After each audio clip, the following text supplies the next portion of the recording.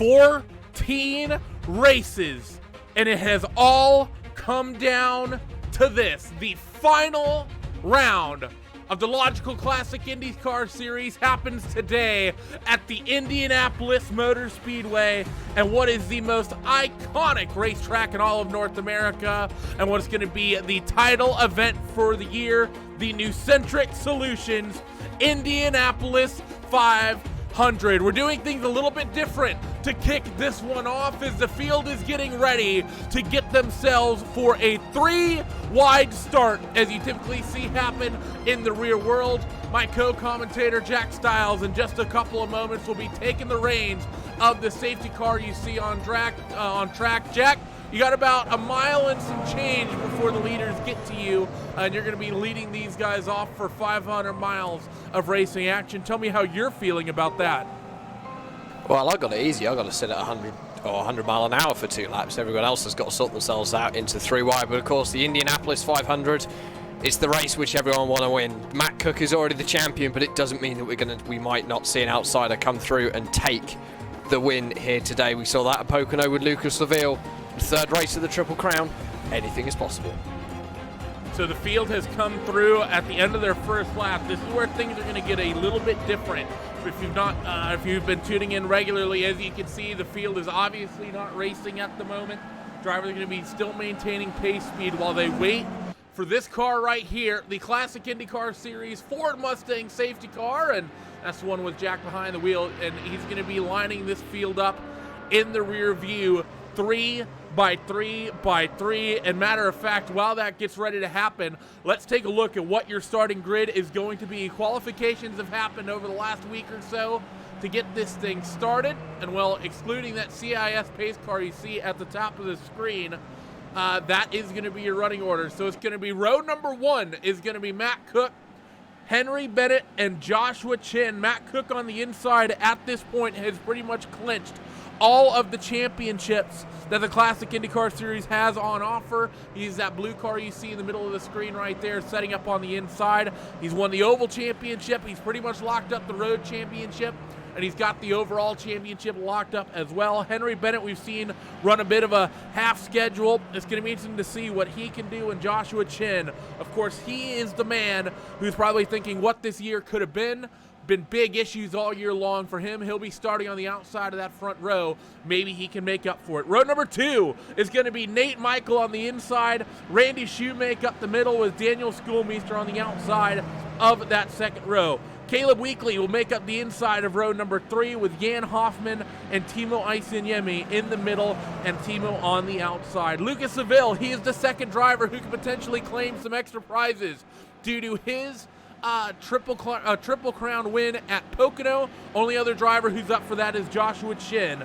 Robert Grosser and Josh Baird will join him on row number 4. Michael Gerlicka, Johnny Garrett, and Tristan Hauser, they will make up the 3 cars that make up row number 5, with Jamie Wilson, Hans Pitikainen, and Marshall Stanley on row number 6. Franz Josef Stum, Matt Molnar, and Carson Broadway will make up row 7. Alex Take, Jonathan Diggs, and Andrew Adair Saunders on row 8. Todd Novosad, Sam Winton, and Jack Turner on row 9, with Via Ulia Alia and Ariel Guerrera Jr. making up the tail end of the top 10 as they sweep now in towards turn numbers 3 and 4. At the back end of the racetrack, we get ready to go green flag racing for the final time in the Classic IndyCar Series in 2019. The safety car accelerates away from the field, and we wait for the number 6 of Matt Cook to reach the restart zone that starts at the end of the pit wall.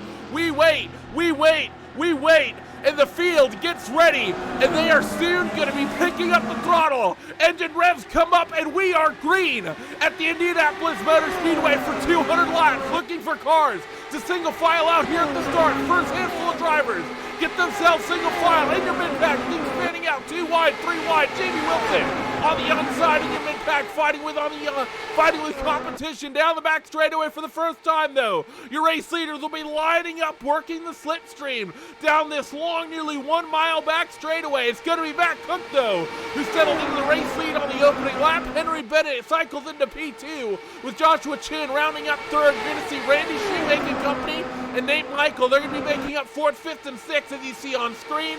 But that's first lap clean here, Jack, around the Indianapolis Motor Speedway. And that's what we like to see. We've got 199 more of those coming your way, ladies and gentlemen, over the course of the next 3 hours or so. The front of the field, nose to tail between two champions of the Classic IndyCar Series, Matt Cook and Henry Bennett, go nose to tail at a turn number 2. Henry Bennett returning this year. He hasn't done many races in 2019, but he's back. He wants to win the Indy 500. He definitely does, and you can see that these guys, Jack, they're playing it relatively safe, but Henry Bennett right up the back of Matt Cook as they work down the back straightaway there and in towards 3 and 4. Of course, these older cars running a little bit more aero, I think, and are a little bit more effective in the dirty air. First challenge for the race lead, though, as Henry Bennett's going to poke the inside into 1.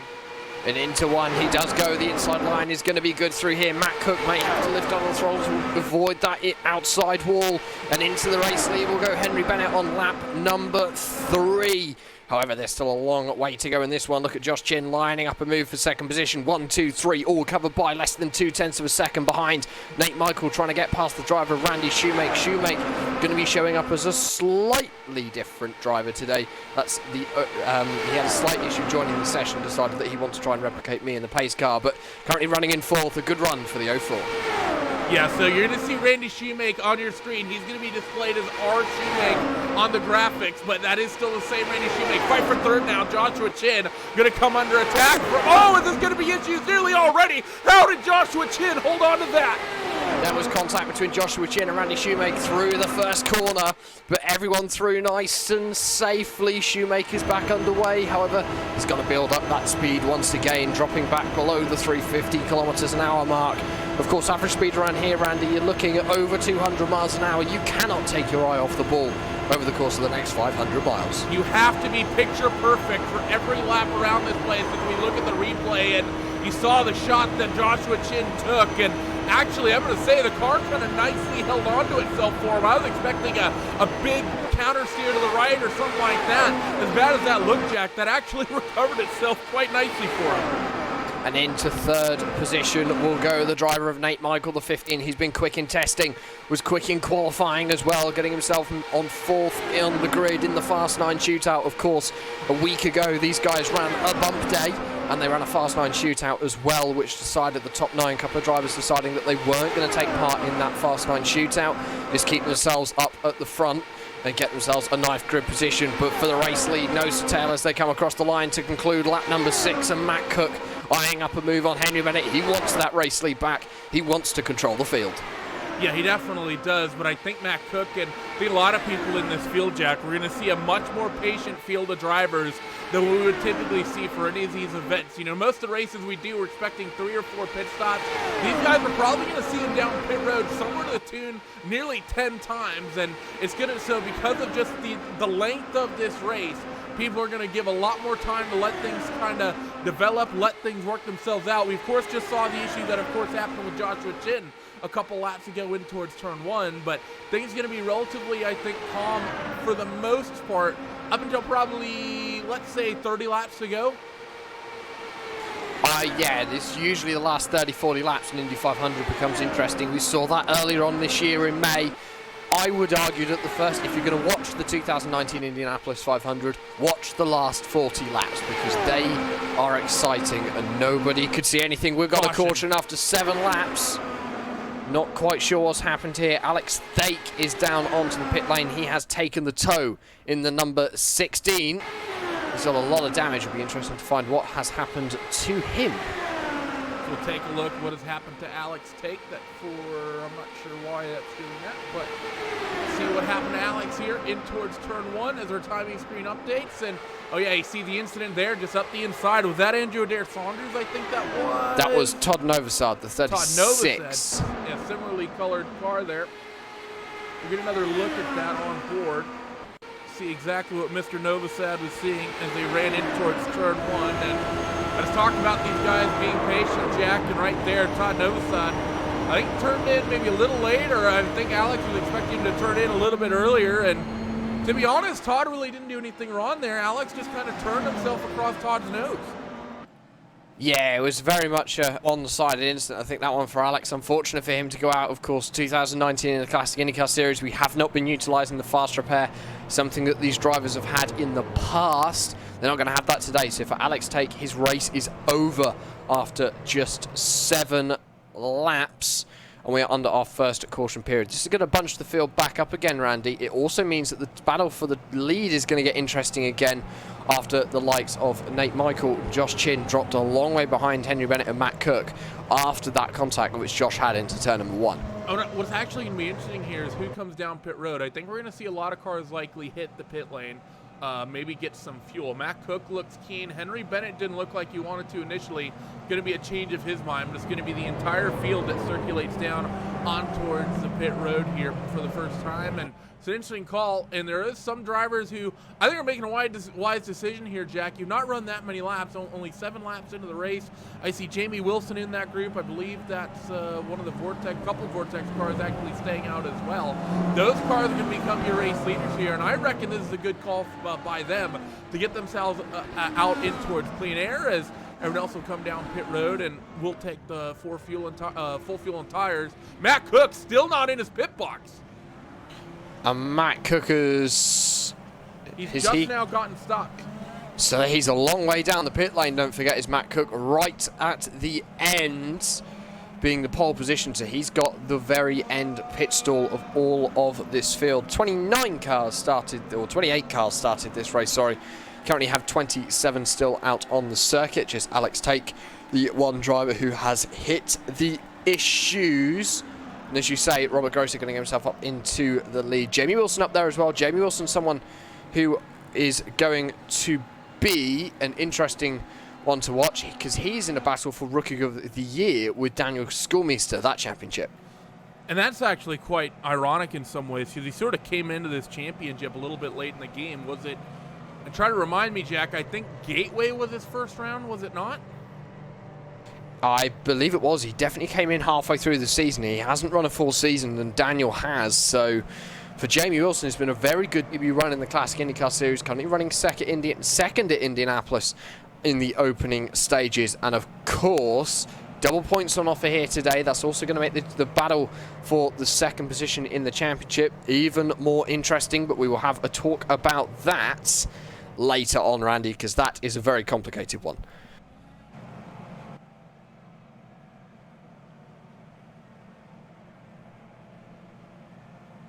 And as the field remains under the control of the iRacing pace car, they're going to come across the line once again. We should be going for one more lap. We are indeed. Lights are off on the pace car, so we're going to be back round to green flag racing at the end of this lap, with Robert Grosser at the head of the field. Yep, and it's going to be interesting to see what these cars, Jack, are going to be able to do that are out there on the older sets of tires, slightly lighter fuel load, of course. But Robert Grosser, Jamie Wilson, Tristan Hauser, and Sam Winton. I think Robert and Jamie, I think they'll show good speed here. I think Tristan and Sam, the sort of speed we've seen from them all year, that's going to be the bit of a wild card here on this restart, because you're only 4 cars back, and then you get to race leaders like Henry Bennett, Nate Michael, Schoolmeister, Shoemake, Josh Chin. So not a lot of breathing room for these guys out there on the old tires. And they are going to feel the difference, of course. We're looking at about a 35-lap stint in clean air, so the tyres as well here today is going to be an important factor. The track is hot, 91 degrees Fahrenheit, so it's going to be a case of not only looking after your fuel, but looking after your tyres today as well, something that these drivers will be very much used to over the course of the year. This year, it's been a very hot one in the Classic IndyCar Series this year.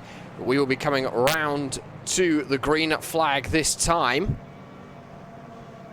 Robert Grosser at the head of the field. The only difference is we are going to be having a single file restart.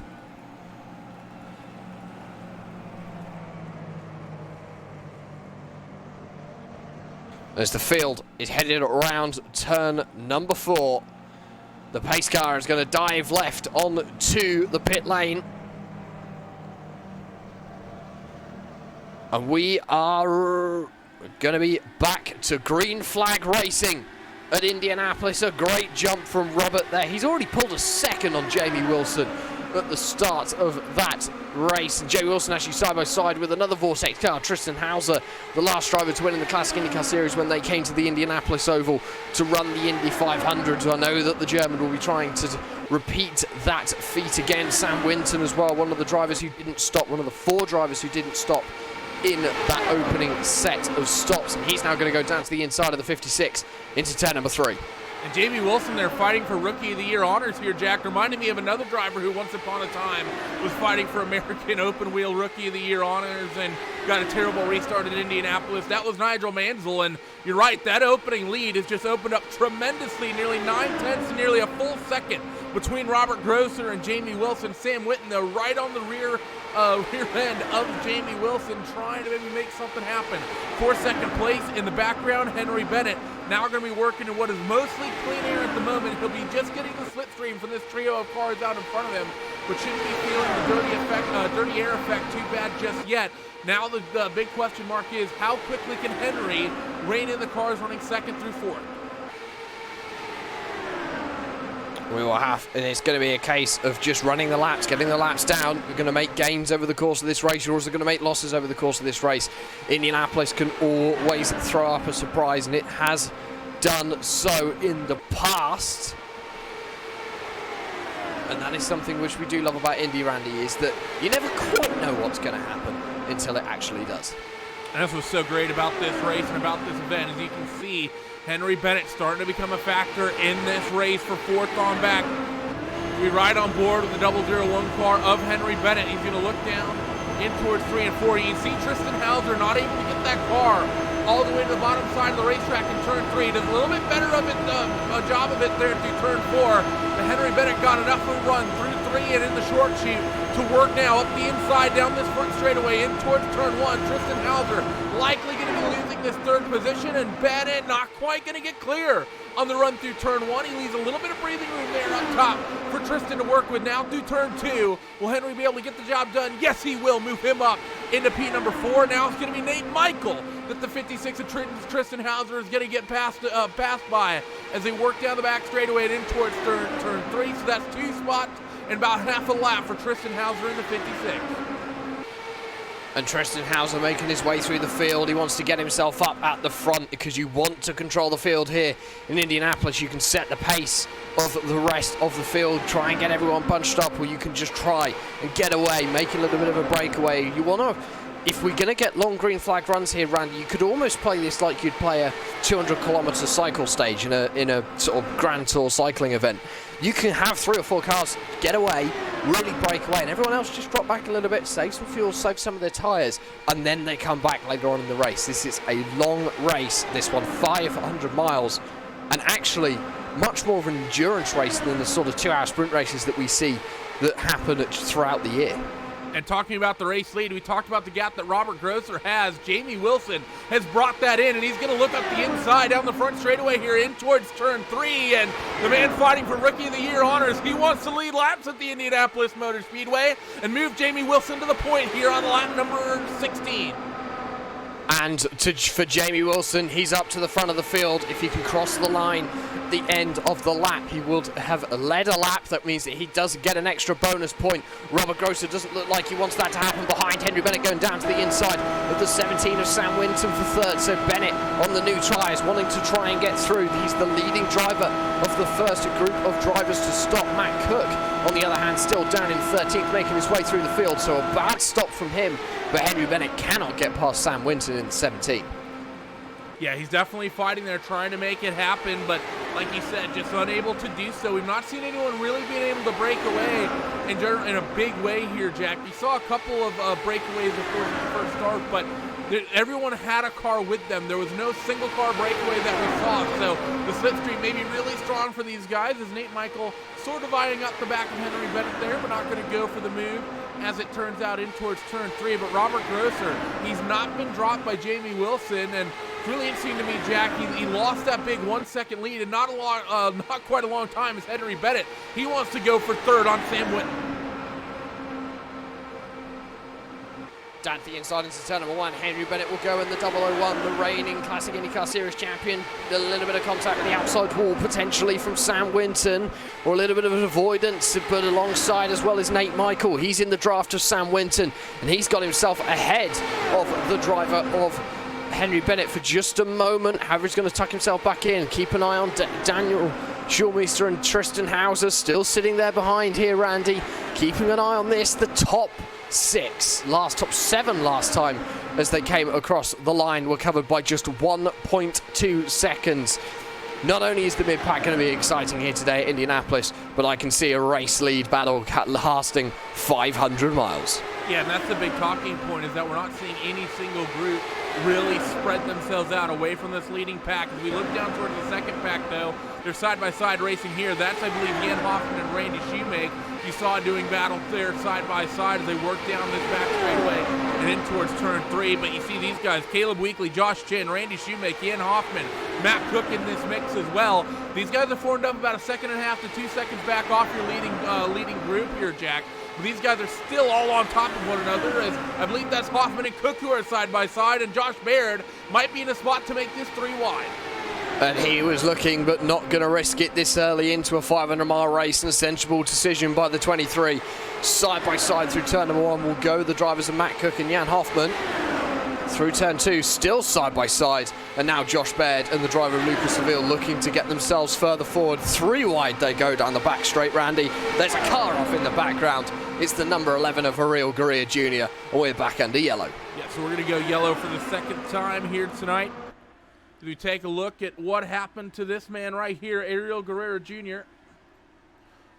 Definitely not ending this race the way he would have liked to. You pick up the replay right in the middle of the spin. We'll rewind it a little bit further, but looked like there may have been a little bit of help there, Jack. It almost seemed like he was spinning down the back straightaway from what we saw there.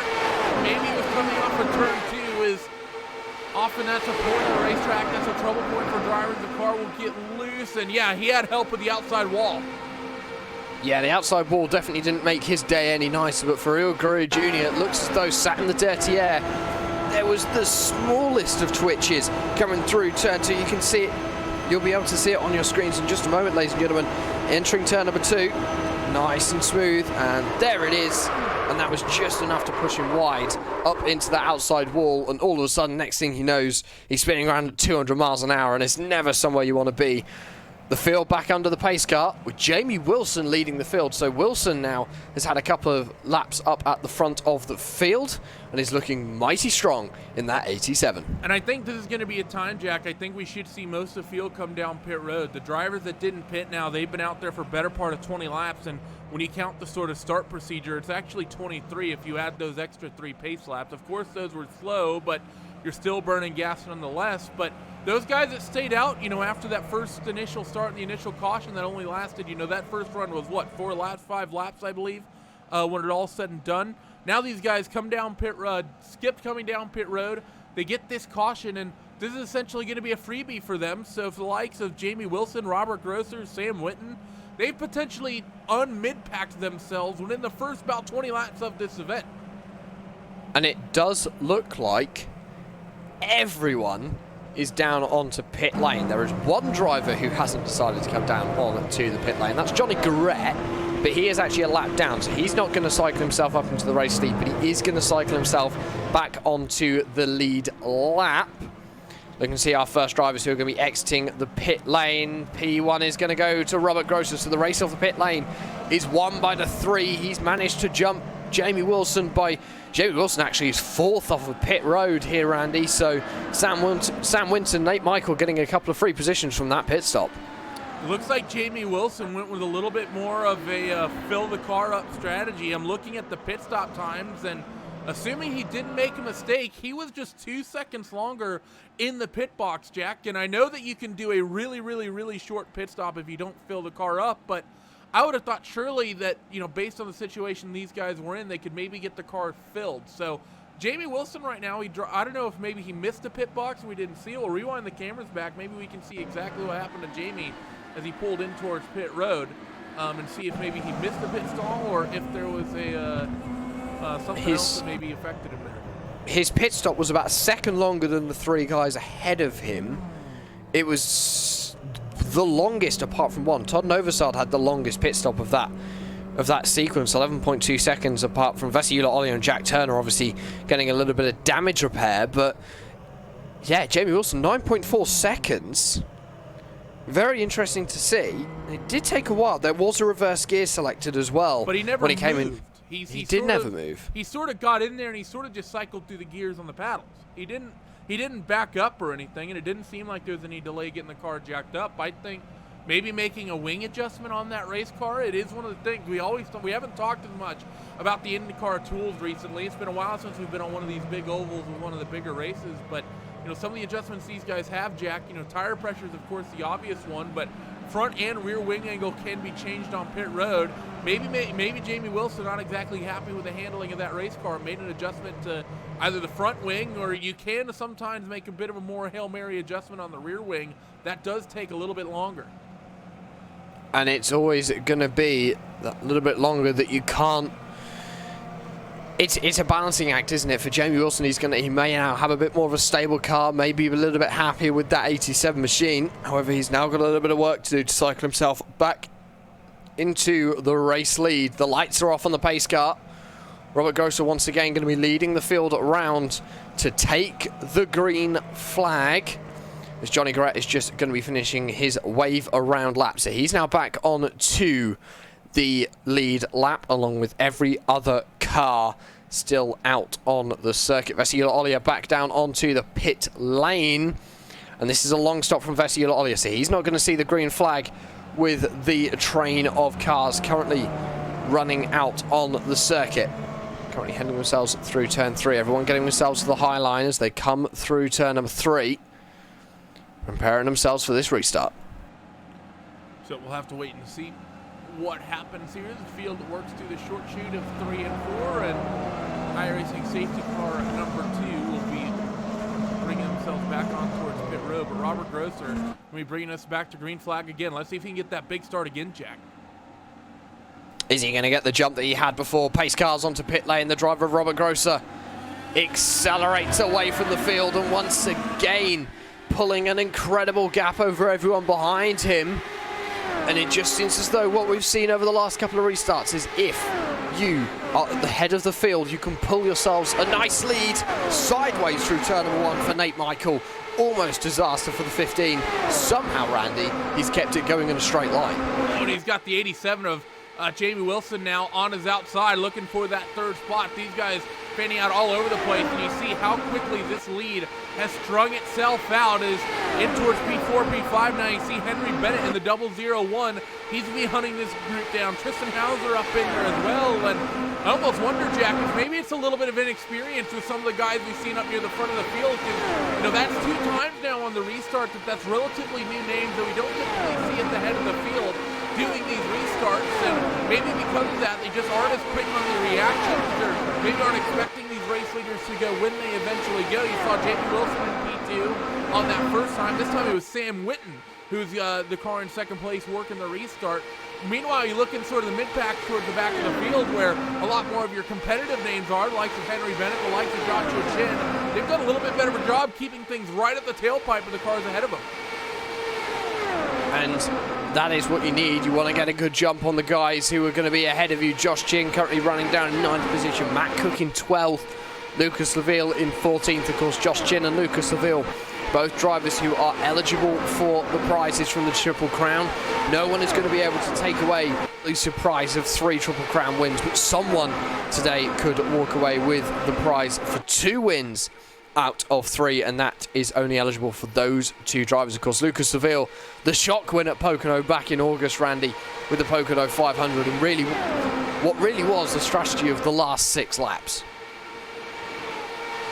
You're absolutely right with that. I mean, Lucas, that was an absolutely textbook strategy win there. As you see the fight in the background of the camera shot, I believe that's Caleb Wheatley you see involved in this mix. Daniel Schoolmeister, Tristan Hauser involved in this fight as well. Joshua Chin runs 4th in line of this sort of what might be the 2nd or 3rd pack, depending on how you define it. And they're nearly 3 wide, I think, to the short chute of 1 and 2 as well. Jamie Wilson, he doesn't look like a rookie out there, Jack. He's confident running in that Team Chimera colors. He's got himself back up to P2.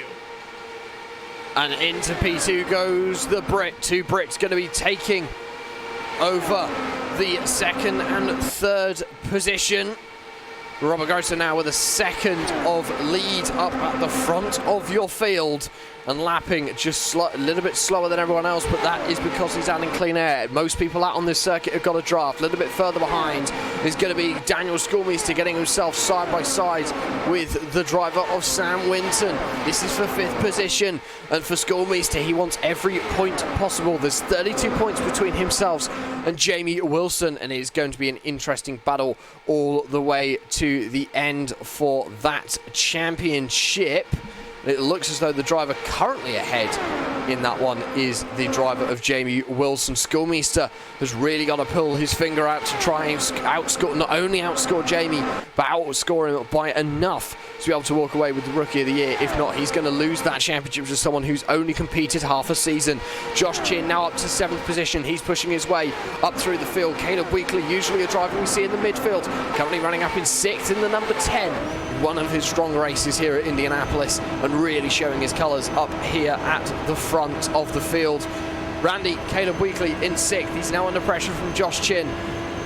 He's usually someone we see in the mid-pack, sometimes struggles with pace on these ovals, but Indianapolis here today, he's got that 10 car dialed in.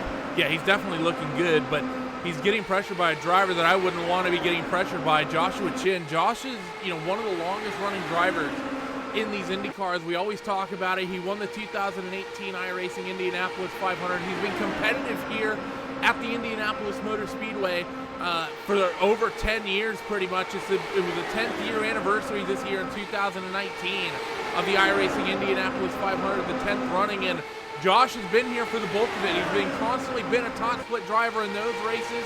He did it in this car, the IRO 500. He won a couple races.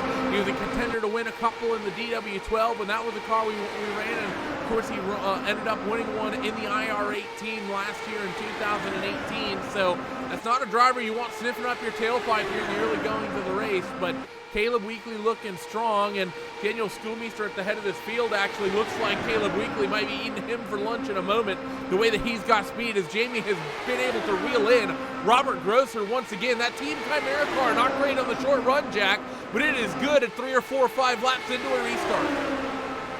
And this is what Team Chimera need. They have got a car that runs well over long periods. In the long green flag runs, we're going to start to see Nate Michael, though, down to the inside as they head themselves through 3, down the short chute to 4. Jamie Wilson forced to the high line through 4 and off the exit of the corner. Oh, he will go, going to hold on to 3rd position. Watch out for Henry Bennett behind, another driver who in recent years has really shown his colours in the Indycar scene. Someone who was very quick in the DW12, has proven his might in the IRO 5 last year in the Classic IndyCar Series, and someone who's also taken very well to that IR18, which we now run in the official races, Randy. Of course, you said Josh Chin winning the last year's event in that car, but the IR18 very different to this Classic IndyCar Series car that we run with the IRO 5. Yeah, that it is. I mean, the 3 generations of Indy cars that we have are all, they're pretty different. They feature some difficult things. I think this one is definitely the friendliest in dirty air. We did the DW12 kind of a middle ground, and the IR18, at least in my experience, I never found it that great in the dirty air, but maybe some, now that people have had sort of an extra half a year or so with it, maybe figuring some things out. We're going to check back into the fight for the race lead. And man, look at Nate Michael all over the back, the 87 of Jamie Wilson. It's weird to think that 4 or 5 laps ago, Jack, these guys were all strung out. 4, 5, 6 car lengths between one another. They seem to have just all brought themselves back together, and now it's 3 cars fighting for the race lead within about 2 tenths. And this is what we like to see. Do not forget about Henry Bennett. He's another 3 tenths behind. Nate Michael dropped back just a little bit over the course of the last couple of laps as we head ourselves onto lap number 34 of 200 into turn 1. We will go nose to tail for the race lead. They're going to be separated by 0.06 of a tenth of a second is Robert Grosser and Jamie Wilson. Nate Michael still sitting behind, someone who went very well back in Gateway. Randy, all those races ago, once again showing his colours here at Indy. Yeah, that he is, and really making everything they work, making everything he can make work, making it work as he worked down into a 3 and 4 now once again. 167 laps to go on this event.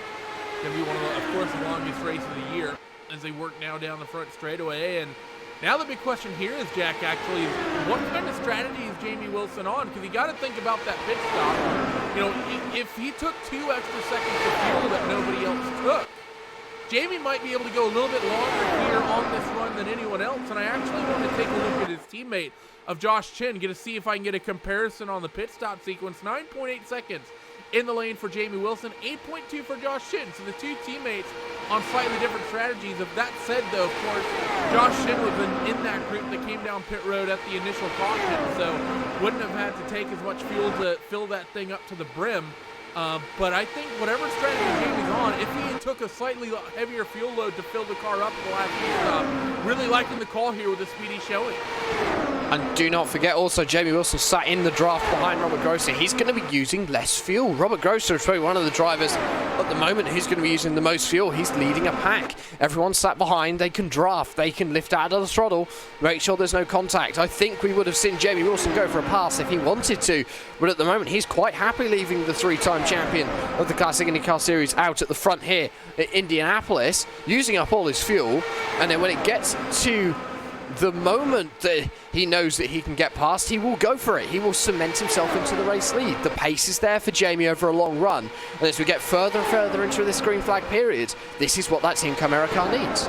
Yeah, you're absolutely right about that. Jamie is definitely, as a teammate, somebody who's raced with him before, I would definitely define him as a patient driver. He's one that even in, you put him in a 30-minute long IMSA race and, line up some cars in front of him, he'll generally say, oh, I'll wait about midway through the race to be able to make my move before I end up going for anything. And that's definitely the mindset he's going to have here in this 500-mile race. Just, half a car length, half a tenth off that race leader of Robert Grosser this early on. He's not going to pressure anything. He's going to sit in slipstreams. He's going to let people burn up their fuel. He's going to let people burn up their tires, let others make mistakes. He wants to prioritize being there at the end of this event when we get there. So it's not a surprise to me whatsoever that he's just sort of sitting there quietly behind Robert, doing everything he can to sort of hold on to stuff. And I think that's what we're seeing a lot of people do, Jack. I mentioned it, in the opening couple laps that I was expecting cars to be patient. And that's really what's happened. The two incidents we've seen, we saw one driver, we saw the one car-to-car contact where I think someone made a mistake and kind of pit maneuvered themselves. The other caution was someone just pushing a little bit off at turn 2 and getting into the outside wall. We've not seen any crazy brave moves or any, borderline silly decisions passing for position. It's been a relatively calm race through this first 40 laps. As we have a move for the race lead into turn number 1, Jamie Wilson down to the inside of Robert Grosser, and through he will go. Grosser, no competition for that one. He needs to get some fuel saved, but Jamie Wilson to the race lead, and now he has to try and pull away, increase the gap over Robert Grosser, but Grosser clearly having none of it. He's going to look down to the inside into 3. He's not going to be close enough to make a move though, because it's not like there's a braking zone here in Indianapolis. You just turn it in at full throttle and you will find the grip. These Indy cars, a brilliant piece of technology, but Jamie Wilson up into the race lead once again. Great move there by Jamie. Second time we've seen him make that pass for the race lead, and he'll be leading laps again here at the Brickyard as in towards turn 1. Top 4 will keep themselves behind the stern. Henry Bennett, though, is a notable driver here, Jack. Qualified well, rolled off the grid from that third starting position. From the fifth, I was right, third starting position. He's just sort of sitting there quietly biding his time as he is, he's rolled off second, I apologize. He's just sort of sitting there quietly biding his time behind these 3. Think of any of the race leaders in this top 4 group, the one that should have a pace advantage, I would think, would be Henry Bennett. So either this trio in front of him actually has legitimate speed, or Henry. Oh, big incident in the background, and I think Matt Cook's involved in this one. He is. Matt Cook is out of the 2019 Classic IndyCar Series Indianapolis 500. There was contact on the exit of turn number 4 between Daniel Schoolmeister and the driver of Caleb Wheatley. If Schoolmeister's also involved in this, which he is, that is going to make the driver of Jamie Wilson, I believe, the Rookie of the Year, as long as he gets to the end of the race, because he's ahead on points, and he is also going to be... He's gonna, as long as he finishes the race, he's also going to score points. So that takes a big favourite out of the race in Matt Cook. That takes a contender for Rookie of the Year out. That is a season-changing wreck that we have just seen there, Randy. Yeah, and we're trying to get some camera angles. I rounded up on the replay, and the first camera angle didn't show much. Let's see what happens here on the second one. The 08 and the 10. You see them side by side through turns 3 and 4 and working off the corner just a little bit loose. The 08 and the 10 just make contact with one another. 08 gets shoved up the wall, up the racetrack into the wall, and Matt Cook really nowhere to go in that incident. We'll get another look on board with the driver of the 6 car, but saw that actually 3 wide down the back straightaway at one point. Joshua Chin was in the mix in that fight as well. And I think we'll get probably a final board with one of those guys who end up missing this incident. I'm sure that's going to be exciting camera shots, but you're going to see right about here, there's the incident, and well, bye-bye Daniel Schoolmeister and Iconic Motorsports. Looking to slow up a little bit on stream, but it's right on board with one of these guys that slipped through that incident. I saw the 93 of Josh Shin in there.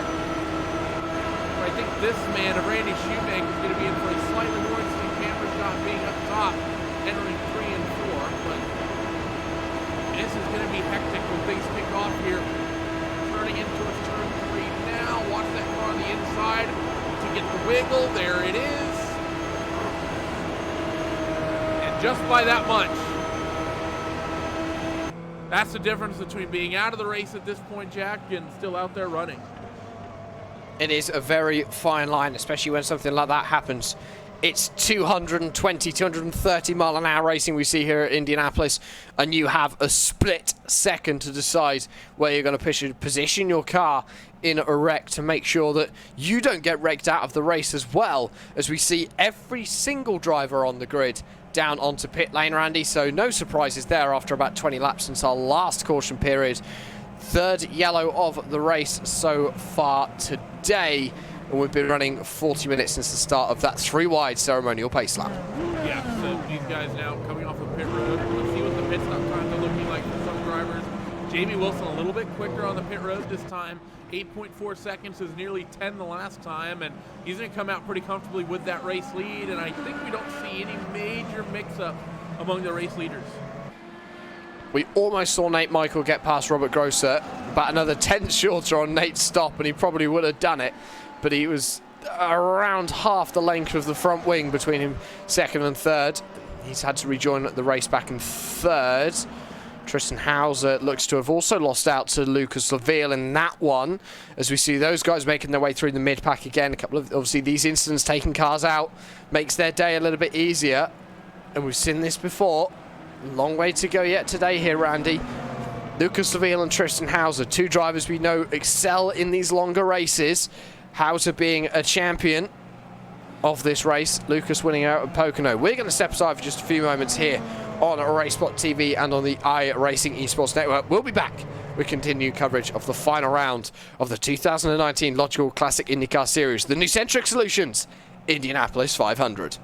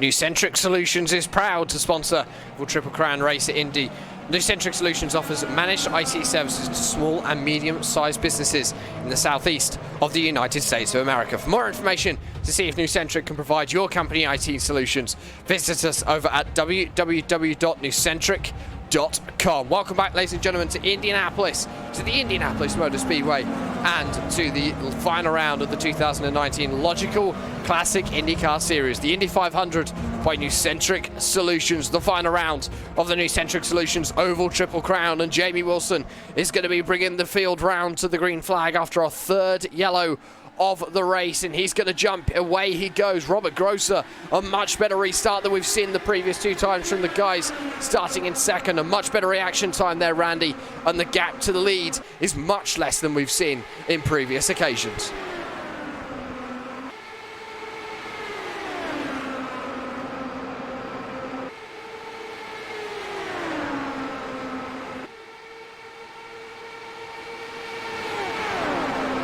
Easily one of the most experienced guys on the grid. He's got himself a fantastic restart here as they ran in towards 3 and 4, and you see him already working on bringing in that number 87 Team Chimera IR05. And everyone's on full fuel, everyone's on new tyres. It's all level playing fields as we head into the fourth green flag period of the race today, and Robert Grosser eyeing up a move to the inside into turn number 1. He wants to be at the front of this field.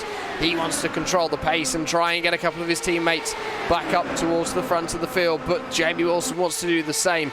Josh Chin down in 6th, currently leading this second pack. However, he is only 8/10 behind the driver, Caleb Wheatley, just about hanging on to the back of this one. Have a side-by-side for the race lead. Robert Grosser going to get his nose ahead.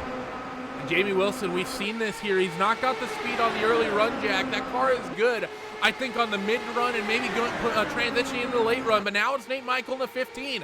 He wants to take advantage of this and get second place as well. Jamie Wilson has to be careful and not let this 15 get by too easily. Track position is valuable here at the Indianapolis Motor Speedway. They're close, and that's nearly, I think, contact with the wall for the 87 of Jamie Wilson. He might just let him have it. After that bit of a scare and a good run off the corner, Jamie might continue to fight this, because I don't think Jamie wants to get freight trained by the likes of Bennett and Wheatley behind him.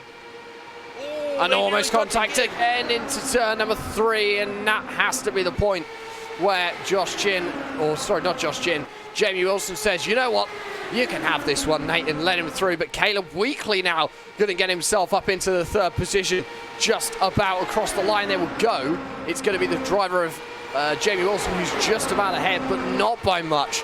Through turn 1 they go. Jamie Wilson again having to avoid the outside wall, and we're talking millimeters here that he is avoiding it by. The 87 really pushing the limits here at Indianapolis as we head towards that 1/4 mark.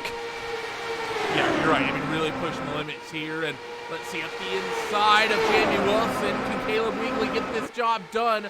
Answer is going to be no through turn 3 as you see some clouds come over the speedway. It's going to be giving drivers a little bit extra grip. Oh, through turn 4 though, Jamie Wilson all sorts of wide and nearly brushing the outside wall. I think Jamie's not feeling super comfortable with that race car at the moment. Jack getting forced up out of line and into the middle groove of the racetrack. This time through turn 1, he's going to keep the throttle up though. I don't think he's loving how the race car is handling, but he's showing confidence up there in the middle groove. But he also knows that as this green flag period rolls on, the tyres are going to come in, the car's going to get a little bit better, and he's going to find a little bit more confidence. Still within draft range of the 2 leaders, and actually we're seeing now that Jamie Wilson has managed to pull ahead of Caleb Wheatley, so maybe all of a sudden the 87 starting to turn itself on, starting to pick up a little bit more pace, and this is now where we see Jamie Wilson drag up the field behind. Now bear in mind that I am seeing a train on my screen, Randy, run from P1 down to P14. So that's 14 of the 21 cars we have out on circuit, all in the same train. Yeah, so I mean, that's just, great motor racing from all these guys, just with how well this is going. And you'll see it on some of these camera shots. Look how many cars are just lined up here all the way up and down this grid. It's basically the entire field still working out there on the racetrack through the short chute, racing whizzing by, and it's not too long that you have to wait until you get into the mid-pack.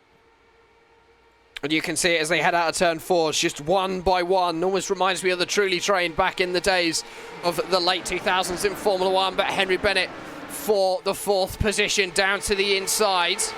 as we've just gone past the 25% distance point, so 125 of 500 by these drivers here, and they have still got a long way to go, but the battling is hard, the battling is fierce, and Jamie Wilson is back up on the rear of Robert Grosser as Nate Michael is going to be leading a lap at the end of this one. He's cycled himself to the race lead.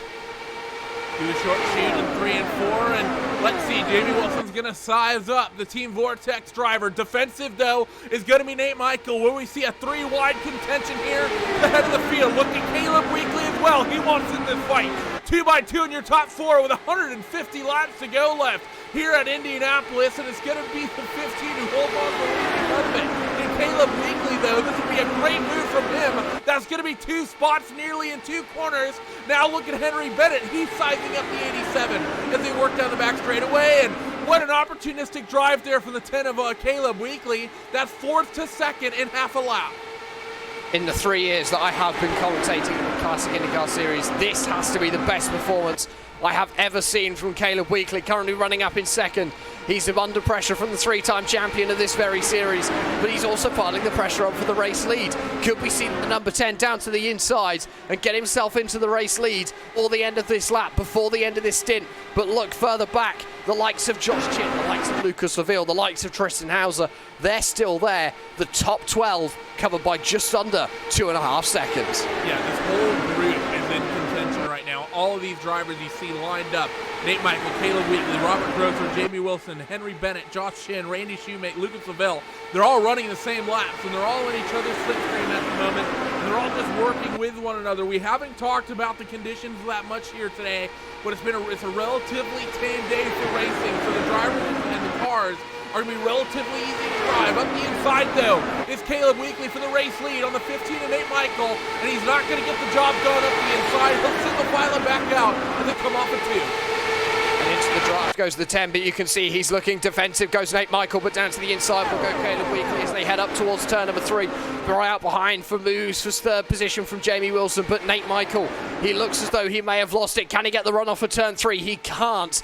Caleb Wheatley from a very strong qualifying, and all of a sudden having race pace in the number 10. He's going to lead for the first time in the Classic IndyCar Series under green flag conditions, as far as I can remember. Someone's probably about to correct me. For the first ever time, to the inside will go Robert Grosser, defending off of Jamie Wilson, and once again the 87 really having to avoid the outside wall through turns number 1 and 2. Yeah, that he is, and these top 4, top 2 started inside of the top 10. Top 2 did not, second 2 drivers did not. Next 2 cars, 5th and 6th, they started in the top 10. Next 3, 4, 5, 6 cars did not. So drivers from all over the starting order up here inside of the top 10 here early. I see cars in this top 10, Jack. I think we got 2 of them, 3 of them that started outside of the top 20. Got a handful of them that started outside the top 10. Pretty much a mishmash of grid positions up here fighting for the race lead.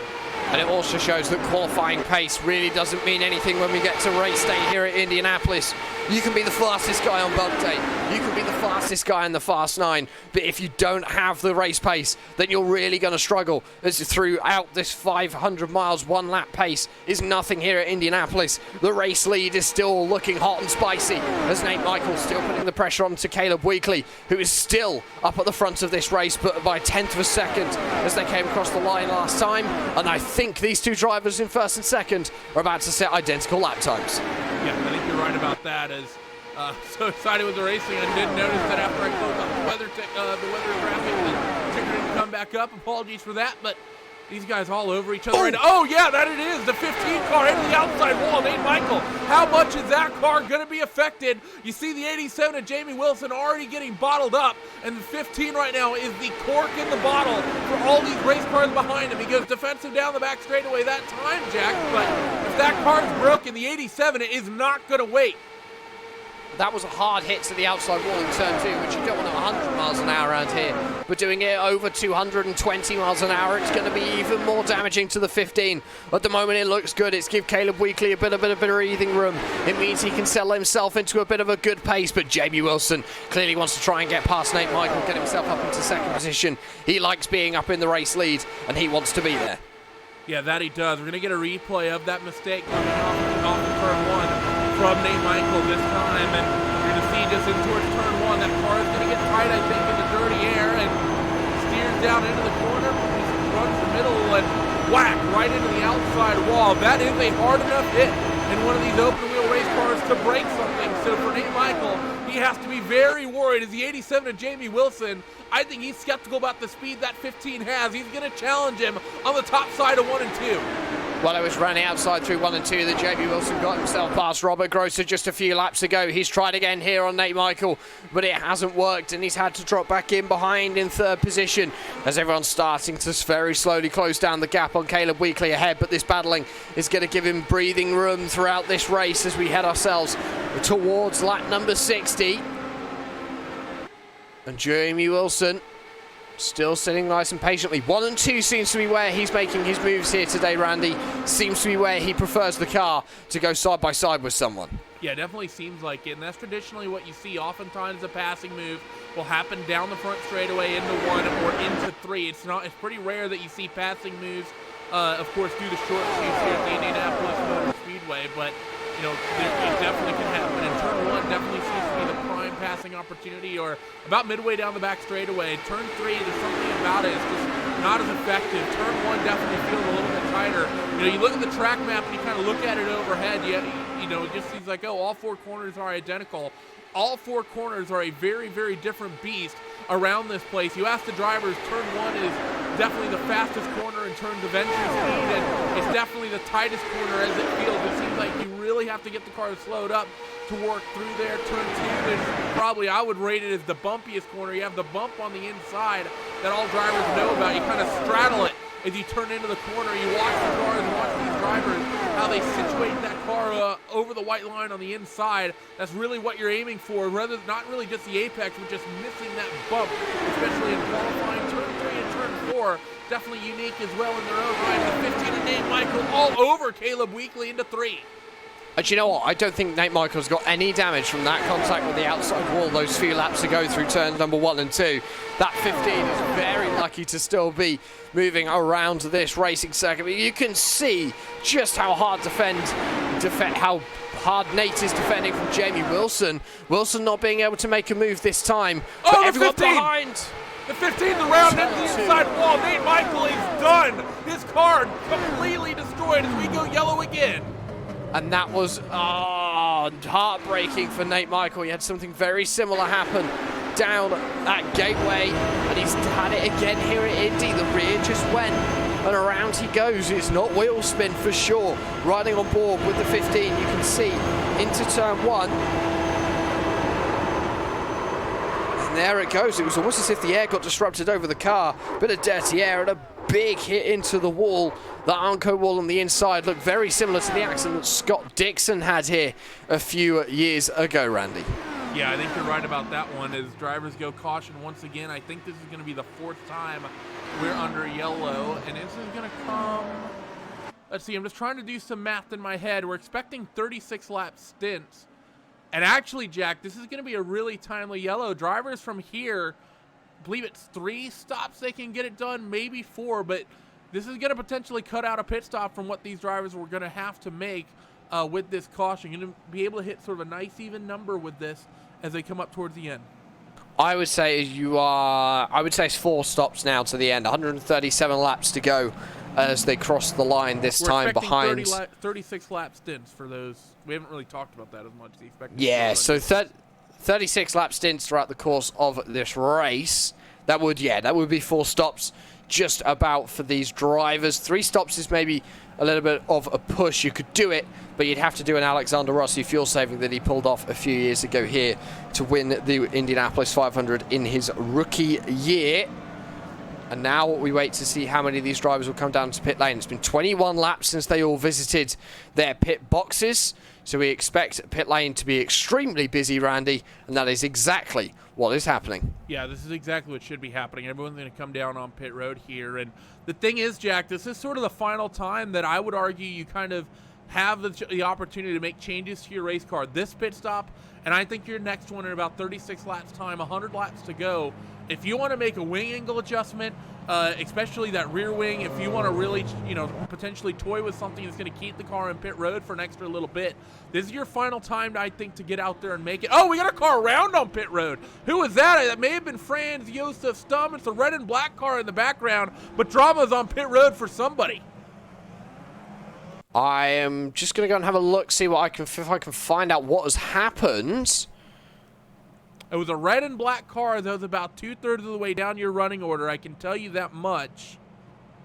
Just trying to see who it may have been. I may have actually... Did I pick him out of the crowd? It was Matt Molnar. Matt Molnar, yes. So there was multiple drivers involved. There was... Actually, I'm looking at it now.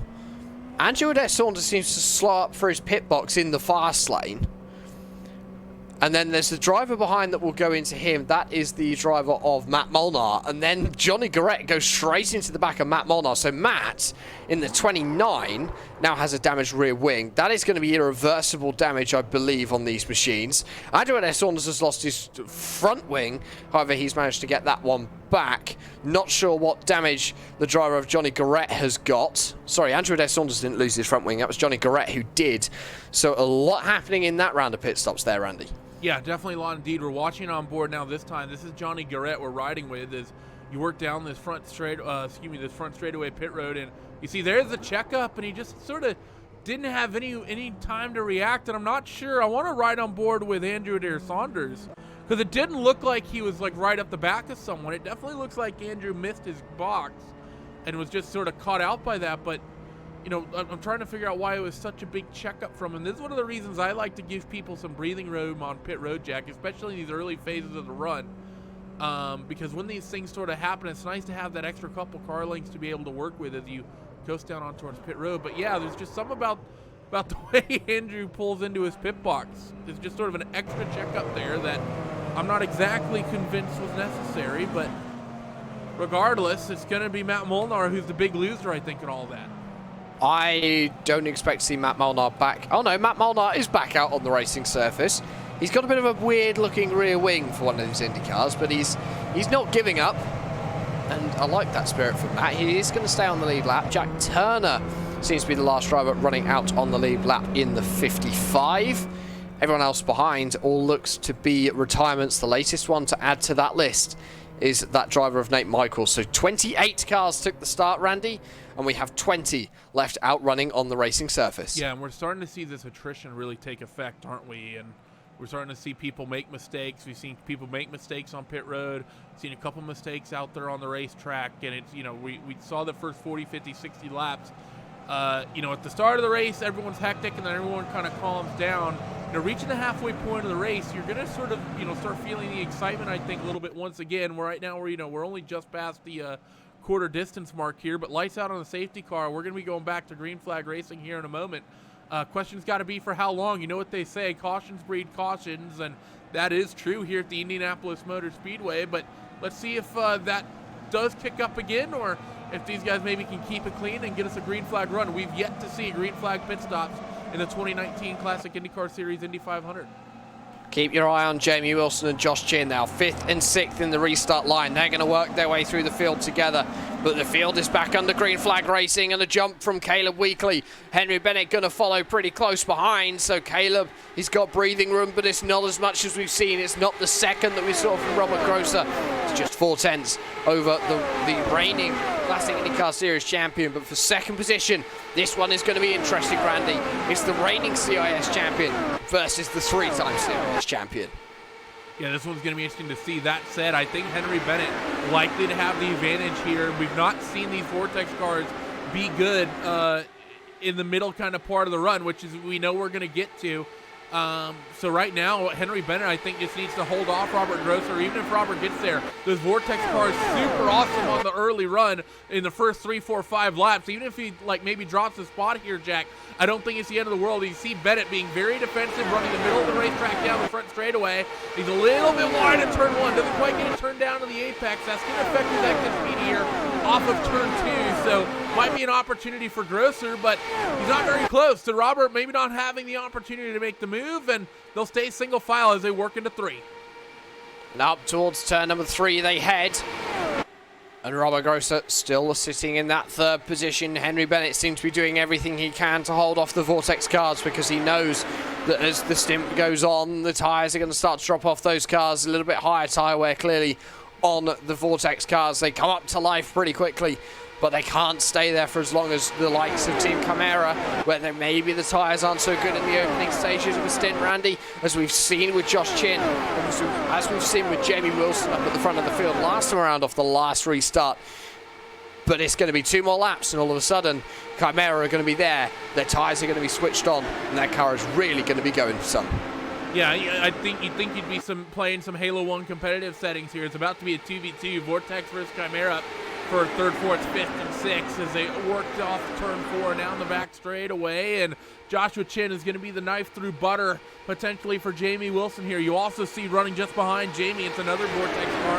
That is the other Triple Crown competitor of Lucas Seville. Again, just to remind everybody, Joshua Chin winning the first round of the Triple Crown at Texas. Lucas Seville won the second one at Pocono. So no one's going to sweep the Triple Crown here in 2019. It's been years, I think, since anyone's done it here on iRacing. Matter of fact, I'm not sure if anyone's ever actually done it.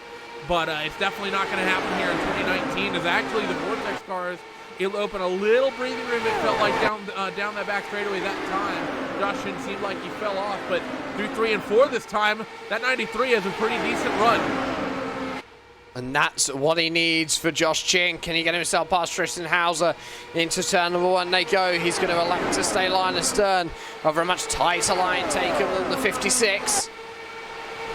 Through turn 2, once again, we're seeing both the Chimera cars much lower into the corner through 1 and 2 there, Randy, than we saw from Tristan Hauser. Robert Grosser doing a very similar thing to what the Chimera guys are doing. But up at the front of the field, Henry Bennett applying the pressure to Caleb Wheatley. And Caleb not even showing any signs of bottling under pressure here, Randy. He's holding off 2 champions of this very series. Yeah, he's looking good right now as Caleb Wheatley. I've been really impressed with what I've been seeing from the driver, the number 10, especially, Caleb, he isn't one of the cornerstones of this series, let's say. He's not one of the super fast guys. It's, usually you see him running solidly mid-pack, but to see him being able to run up like this at the head of the field is great, as Henry Bennett gets a bit of a run off of turn 2, and down the back straightaway, the fight's on for the lead. And side by side for the race lead, Henry Bennett's got the inside line into 3 and 4. This is typically the slightly better line. Depends how rubbered in the track is. Caleb Wheatley still running that high line, but I don't think that number 10's quite got what it needs to hold off the 001. And Henry Bennett is into the race lead. They're still going to be side by side. And now this is going to be where Caleb Wheatley maybe can get something back. They are. Then they're wheel to wheel through turn number 1, and it looks as though Henry Bennett may just about have got this one done, Randy. Yeah, looks like he's just about got it done, but Caleb Wheatley going to make you eat your words along the outside. He's able to keep up good momentum up there and keep the run alive, and he's going to hold on to the race lead. So the 001 of Henry Bennett settles back into second. Josh Chin, though, he wants P4. He's up the inside of Tristan Hauser for it. And side by side he would go. Jamie Wilson wanting to follow him through. So Josh Chin up to P4, and he's got that one done. And now he's going to drag his teammate up with him. Robert Grosser trying to help his Vortex teammate. There's 3 Vortex cars in a line. 2 Team Chimera cars in a line. Josh Chin gets past 1, but Jamie Wilson now left out on his own. His teammate 1 car ahead of him. So Tristan Hauser in a Chimera sandwich. Yeah, and I think Josh Chin right now, and even Jamie Wilson, are probably feeling like they're fighting a 3-headed monster or something. You cut one head off and another one sprouts up. There's just Vortex cars everywhere that they have to deal with, and right now they're it's Vortex Chimera, Vortex Chimera, Vortex, 3rd, 4th, 5th, 6th, and 7th. So now let's see if maybe Wilson or Josh can make something of this. This is around the time we've seen those Team Chimera cars come alive, and Jamie Wilson's going to work the move. He wants to move up a spot, and Josh is eyeing the inside in towards turn 1, but I don't think he's there. I would agree with you. I'm not quite sure he's got it. He's looking to get past Robert Grosser because he wants to challenge for the race lead here. I would say to Josh, keep it here, keep it steady. Keep your nose up at the front of the field, but you don't want to be controlling the field. It's all about who crosses the line that final time. We've seen Josh had some problems throughout the year, just small mistakes, and this is going to be the one that he wants to win. Although Josh, a previous winner here at Indy, we've mentioned that before so far on this broadcast, we know he's going to be fast.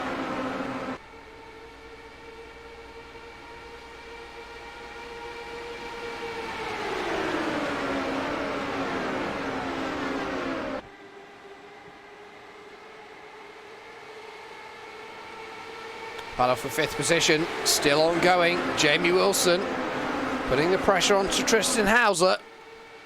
Lucas Seville behind, so Jamie Wilson himself in a Vortex sandwich, so all of a sudden he's got one ahead, one behind, and we know that Lucas Seville is going to want to come up, and he's going to want to gain positions. And for Lucas Seville, it's going to be an interesting race for him.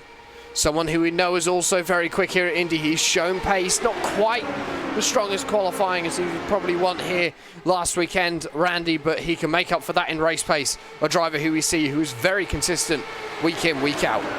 Yeah, that he is. And I mean, you know, that just really kind of shows the kind of talent that a driver like that has. You know, when you're constantly qualifying kind of mid-pack and, you know, don't really have whatever it is you're missing, maybe it's a little bit of just, you know, just a little driver talent and qualifying trim. Some people just don't have it in qualifying trim. Many drivers really struggle in qualifying, and you get out there with the light race car, the car feels a little bit different. Oftentimes you set the car up a little bit different in order to be, you know, as ultra fast as it can be, and maybe not used to that race car in that sort of form. You might just, you know, prefer the car in race trim.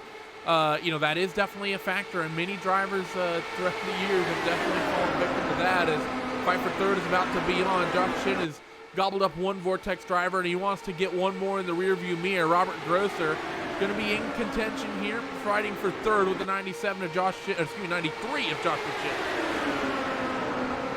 And Joshua Chin, all of a sudden, it's a 5-car train for the race lead. Jamie Wilson, as we say, dropped back a little bit with Lucas Seville. Josh Baird as well, 1.3 seconds behind the Frenchman in the 23, but the battle for the race lead, 1, 2, 3, 4, 5, covered by 3/10 of a second. And a little bit of a move, a look from Tristan Hauser, trying to go around the outside of Josh Chin. He is going to make it side by side on the exit of 1, through the short chute, through turn number 2, but he's not quite got the run through the corner here, Randy, to be able to put the pressure on the exit of Josh. Still going to try and make it side by side, because Robert Grosser is going to give him a draft down the straight. Yeah, Josh actually did not have a good run off of turn 2 there, Jack, and Josh is going to have to cycle back into line here, and it's been really interesting here, the way this Indianapolis Motor Speedway has developed in this race thus far throughout the running at the moment. It's really become a very top-dominant racetrack. We're not seeing that bottom groove be the place you want to be for making passes. It seems like up top and working the middle is the best place to be at the moment on the Speedway. We've seen so many people make passes around the outside or hold off passes around the outside. That bottom line just doesn't seem that strong. And then the track temperature is rising as we go further and further into the event. Of course, we have completed almost 80 laps. There's going to be 80 laps as they cross the line next time. Oh, it's going to be around 81, 82 laps when they cross the line next time by. So still a long way to go in this race, Randy, but the track temperature is still going up. Last recorded figure I saw, 38 degrees Celsius, definitely gone up in the last sort of half an hour or so, which means the grip levels are going to be changing. Side by side for the race lead. Henry Bennett again trying to get himself past Caleb Wheatley. There was a wiggle in the short chute, and he's going to have to hold off that one. But to the outside will go Robert Grosser. It's going to be side by side for the race lead. Henry Bennett with an awful run off of turn number 2 and 3 wide into turn number 3. Yeah, Henry clipped the curb through the center of turn 2, and he's going to drop nearly 2 spots here. Jamie Wilson's going to be next in line, potentially making something of this as they work through the short chute. Jamie up the inside of Henry Bennett as they work through 3 and 4, and not quite going to get clear as Jamie, but a good run up the inside. As you mentioned, that sun coming out going to change how that track feels and how it runs. Move Jamie Wilson up a spot there on Henry Bennett. He also made his move on the teammate of Joshua Chin there, so good lap for Jamie Wilson, puts him up a couple spots. But right now the Vortex drivers of Robert Grosser and Tristan Hauser, I think they loved what they just saw there of Henry Bennett making that mistake through turn 2, really giving them a big batch of breathing room here. And we've, caution. We have a caution. We had a car stopped in turn 2. I believe it was indeed. It was the 17 of Sam Winton. So a driver who we've seen be very quick at the opening stages of the race here, Randy. All of a sudden, he's in trouble in 17 with a very peculiar looking incident.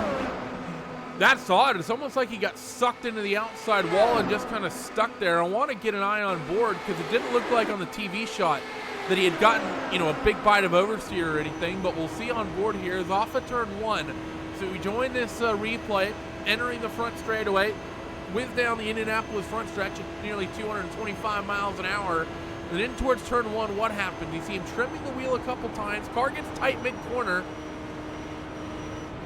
And I think that's just a mistake on his part, Jack. He got the wiggle of oversteer, but he had it saved. I just don't think he pointed the car in the right direction. He sort of just let the car angle into the outside wall. I'll bring him another camera angle to show it, but you watch that steering wheel.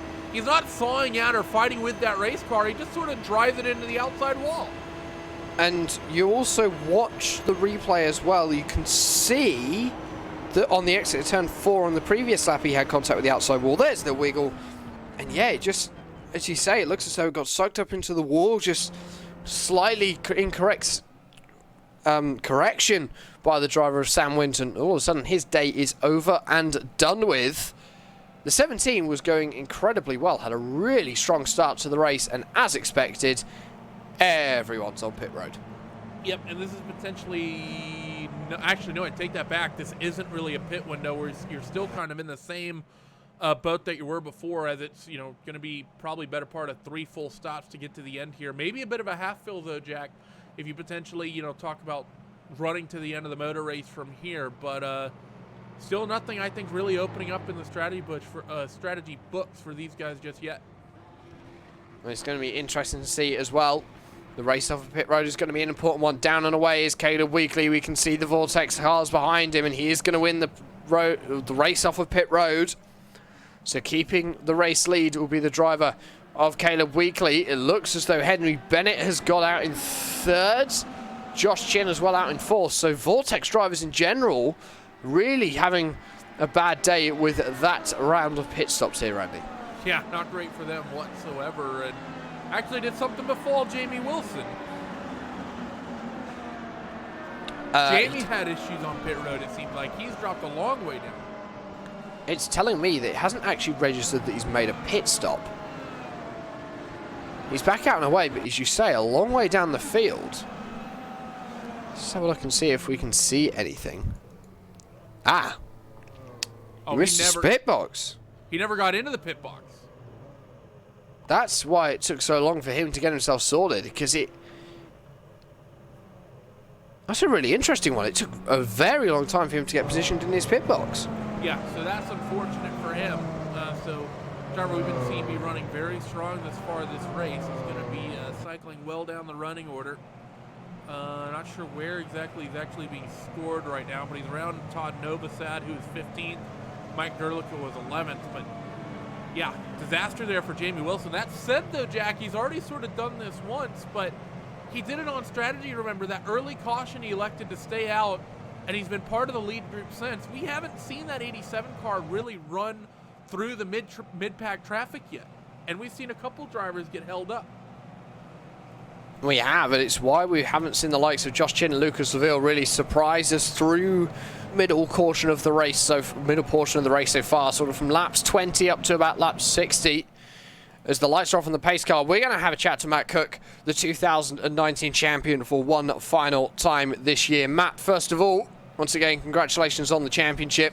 Not quite how you wanted to end your day here at Indianapolis today. No, not quite the finish I was hoping for, but you know, these things happen, and eventually cars are going to bang some wheels, and unfortunately I got caught up in this one.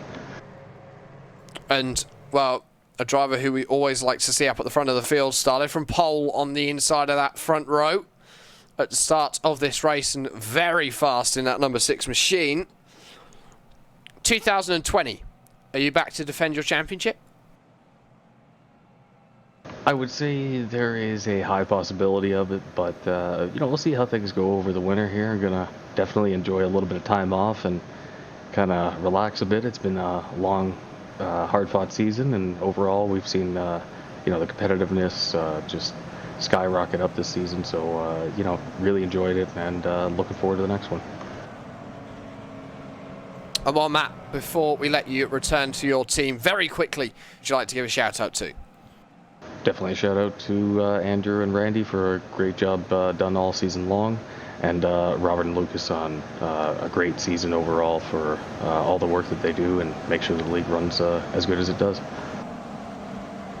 Matt Cook, the 2019 Logykal Classic IndyCar Series champion. The pace cars on pit road. We're going to be back to green flag racing as Caleb Wheatley comes into the restart zone. He hits the throttle, and it's going to be a good jump from the 10. Robert Grosser not quite reacting fast enough. Henry Bennett did, but there wasn't room for him to get past Randy without risking a penalty.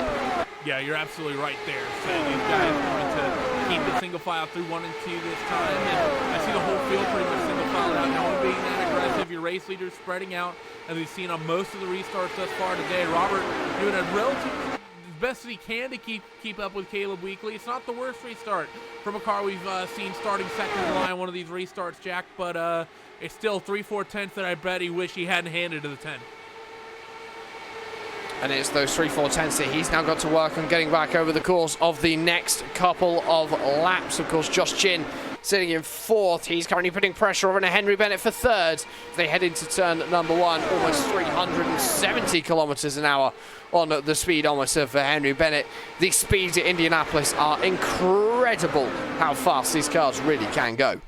Yep, nearly 225 miles an hour here in race trim, and that's in relatively clean air.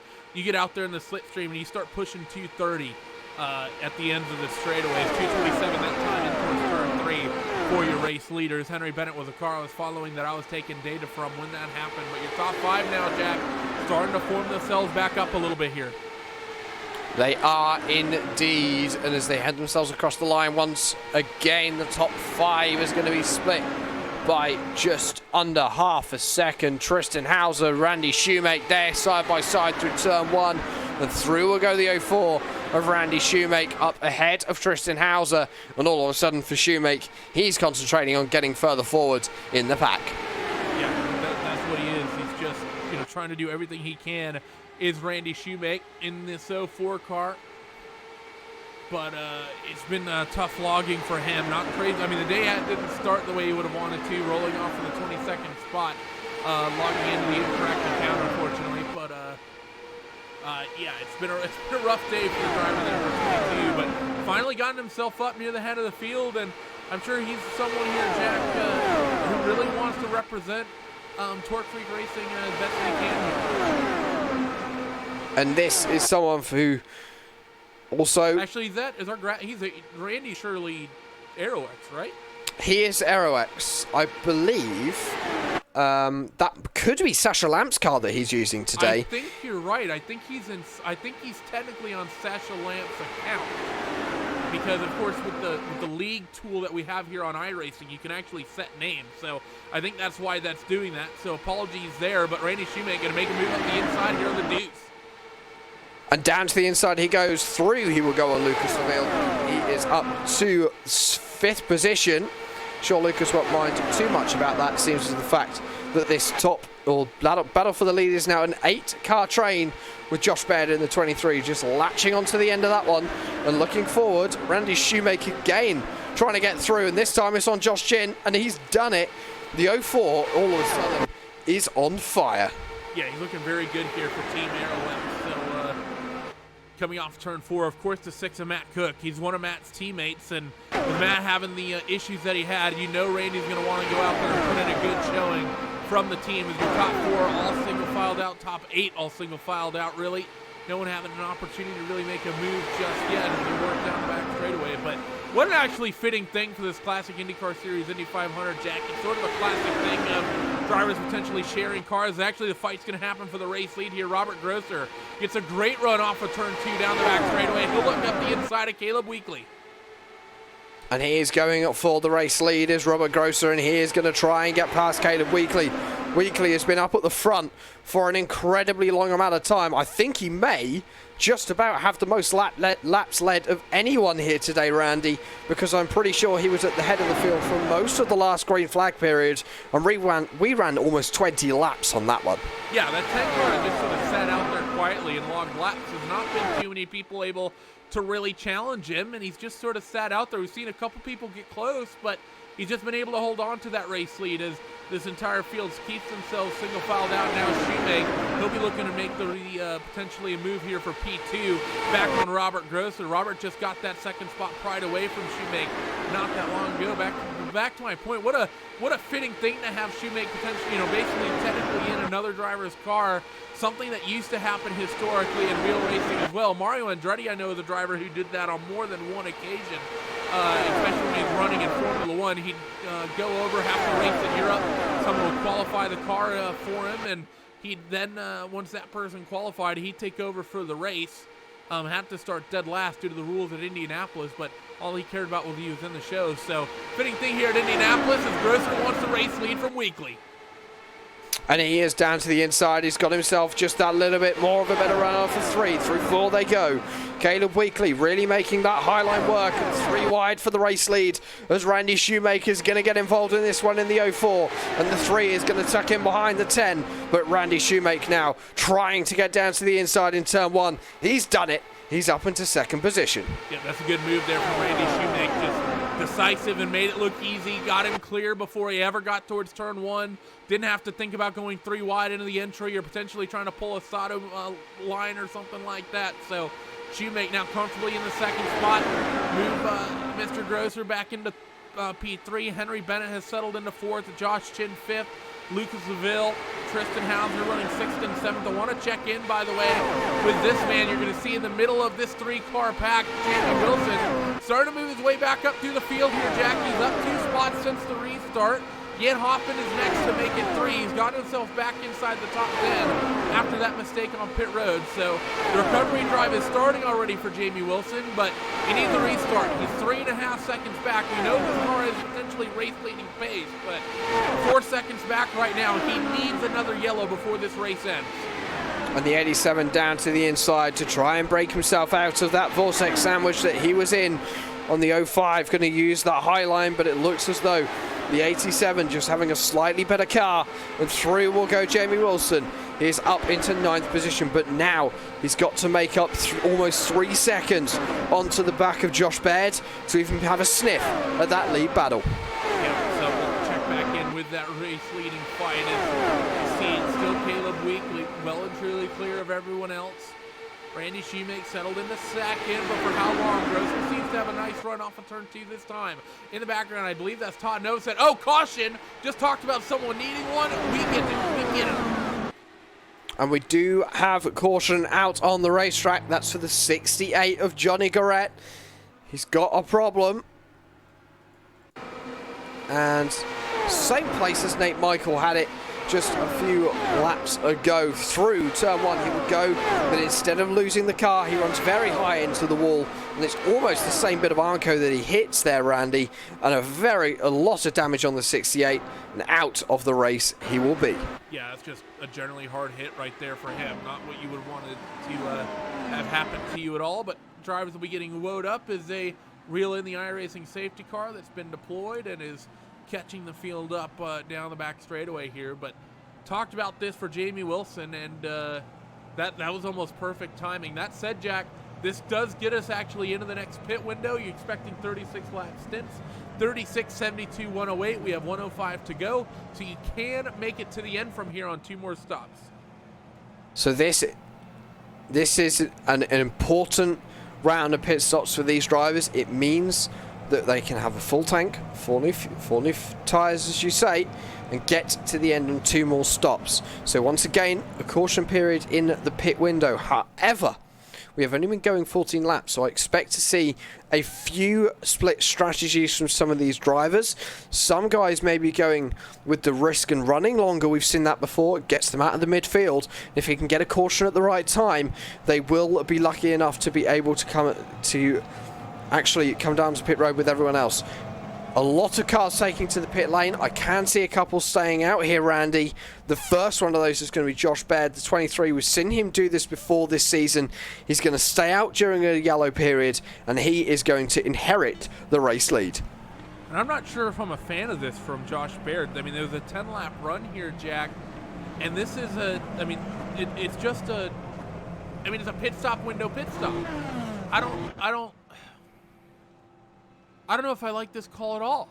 He has to make an extra pit stop now that the rest of his competition isn't going to have to make. There are they're making it now. Yeah, there's 3 cars that have stayed out. Josh Bair's the first. Jonathan Diggs is the second, who's 2 laps down. And the third is going to be the car behind him, which is Jack Turner. Now, Jack Turner's been running down towards the rear of your field for most of today. He's made his way forward, currently sitting up in 8th position as they came across the line, but that's also because he's going to have overtaken people while they are down on the pit lane. So a few cars staying out, and now we're starting to see everyone start to file in behind. And the driver who's got out ahead in that group, I believe, is just... No, it's not. It's the 04 Caleb. Of Randy Shoemake, isn't it? Oh, no, it is Caleb, yeah, sorry. Caleb's just ahead of... So Caleb Wheatley.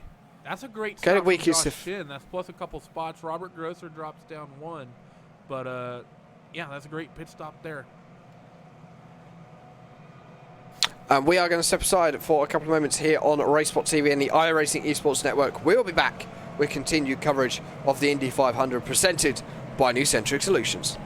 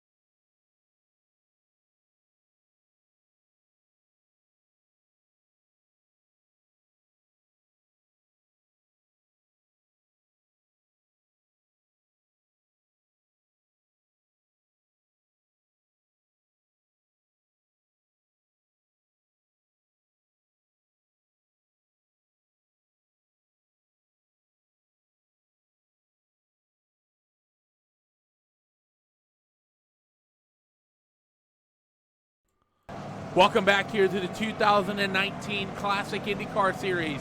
Indianapolis 500, Joshua Baird has kept with his decision to keep this car on the racetrack. Jack Turner ended up bringing that car down towards pit road after the first lap.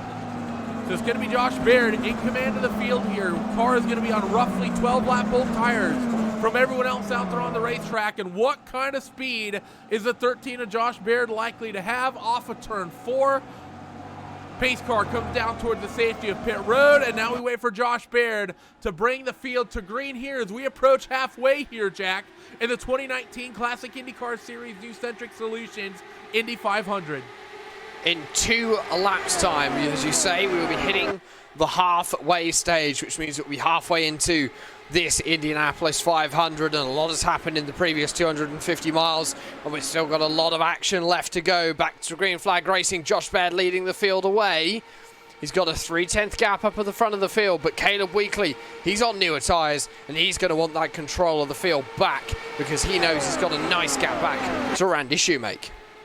Yeah, you're absolutely right. The gap right now, P2 to P3, is pretty big. So Caleb Wheatley, this is going to be the time that he can really pressure on Josh Baird right now. Josh Baird, a new leader, maybe not 100% solid and loving his race car at the moment with where he's been running thus far. And I think that 10 car, Caleb Wheatley, is going to want to make short work of Josh Baird if he gets the opportunity. And Josh Baird, I don't know how much of a fight he's going to put on. They're going to go side by side for the race lead out of turn number 2.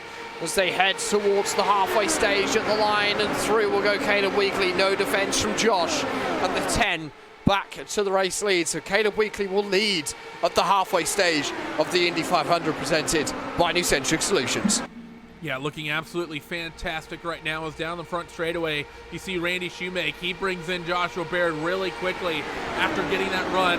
Not able to make the move in towards turn 1. He's going to get checked up. Can the 10 of Caleb Wheatley take advantage of that? No, actually. Josh Baird has good pace and doesn't really affect Randy Shoemake there through turn 1 all that much. Do the short shoot and down the back straightaway. Shoemake needs to make the move here, though. I think if he sits and gets stuck behind this 10 car for long, it's going to get harder and harder, I think, for him to get around the 23 car for long.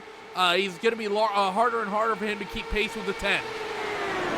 250 miles have been completed. It's now going to be 252.5 miles completed as they cross the line this time.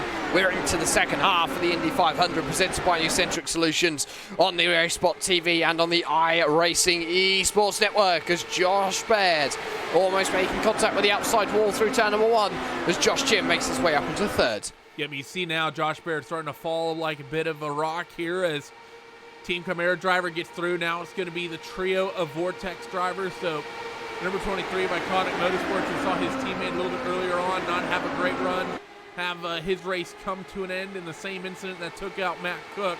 As Daniel Schoolmeister was in it and running for the Rookie of the Year honors, trying to fight with Jamie Wilson there. But Josh able to recover a little bit is actually Shoemake for the race lead.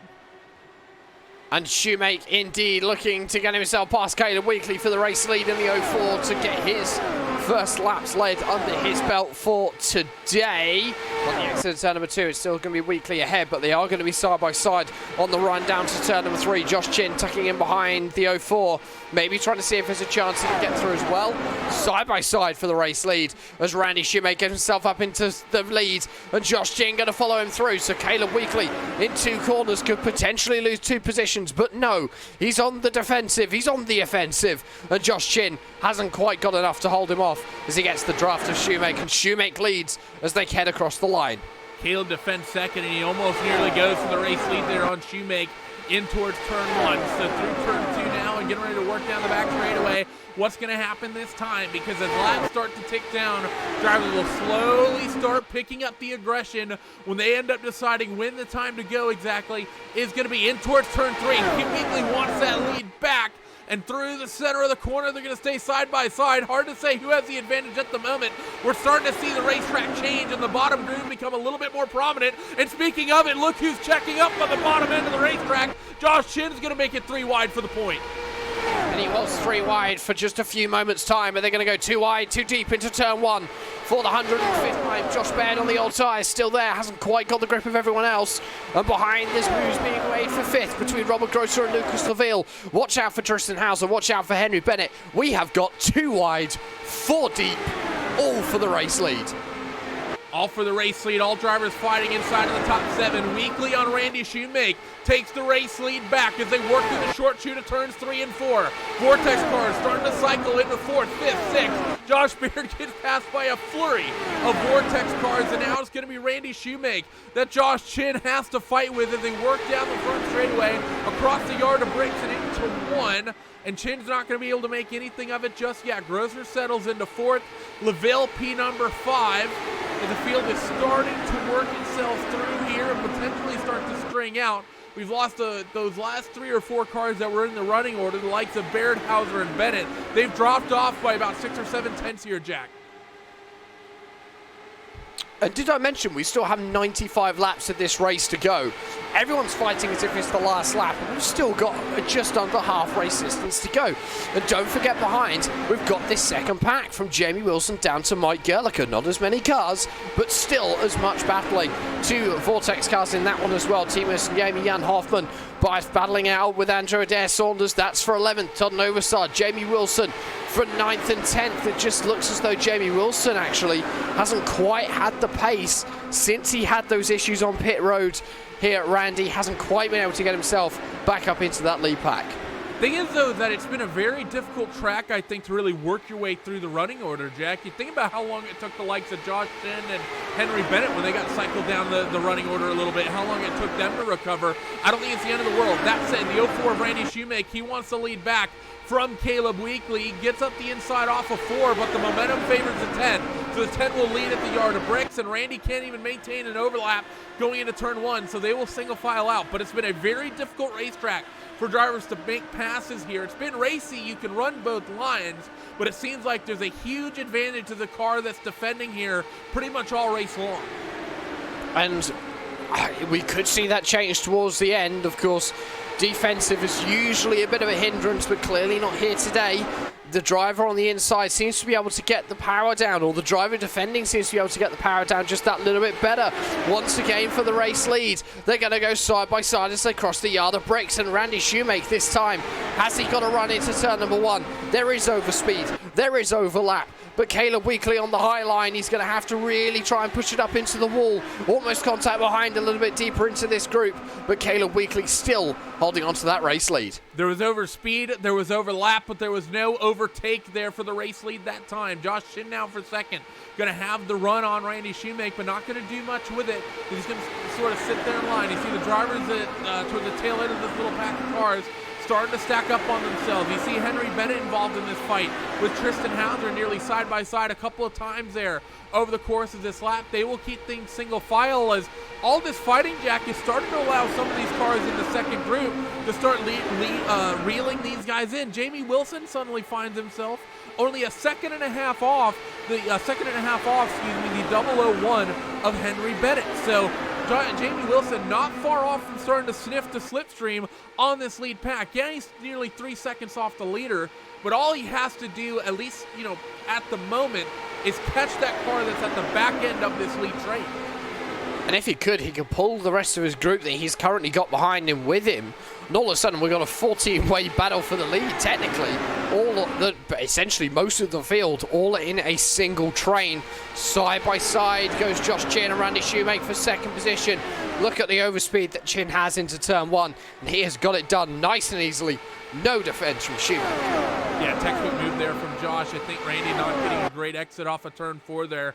Not able to maintain that pace, but down this back straightaway, let's see if maybe things dice up again. Chin working the slipstream with Caleb Wheatley, also slightly defensive. His teammate nearly had a little bit of a side-by-side with Josh going into turn 3, but Josh able to get clear as this entire string of cars single filing out. And in the background, actually, talk about Jamie Wilson maybe reeling that group in, Jack. The opposite's happened, and Jamie's dropped back a position there in that second pack. Look at the way they're fanning out in this lead group. Nearly 3 or 4 different lanes getting used down the front straightaway as drivers try to either break draft in this lead group or trying to keep the draft down that front straightaway into one. And as you say, Timo Sinyemi was temporarily ahead of Jamie Wilson, but Jamie Wilson has managed to now get himself back ahead.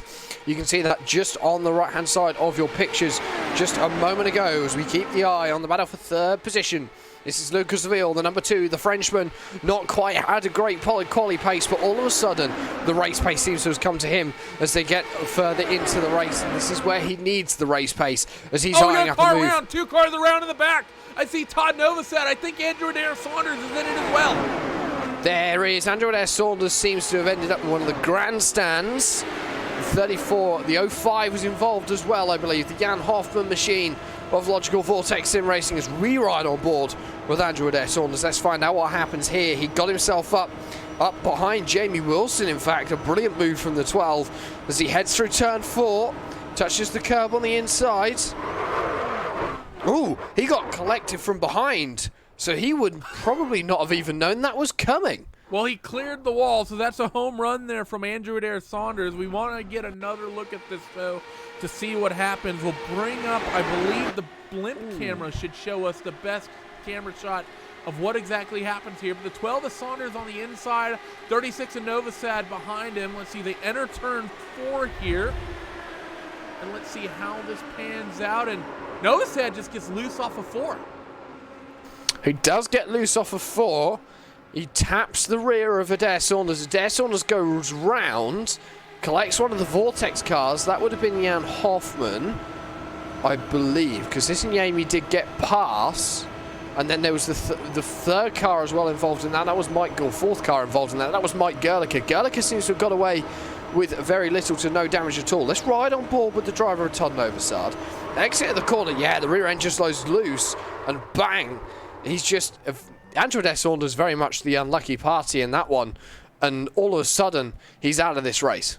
Yeah, Indianapolis unfortunately not having a baseball team, but a home run there for Andrew Saunders as he cleared that wall. But this caution here, Jack, it's always a talking point, isn't it? And it's a lot of these big races. It doesn't matter what big race it is. The Indy 500, if it's Daytona. I know they talked about it during the Bathurst 1000 in the real world this year.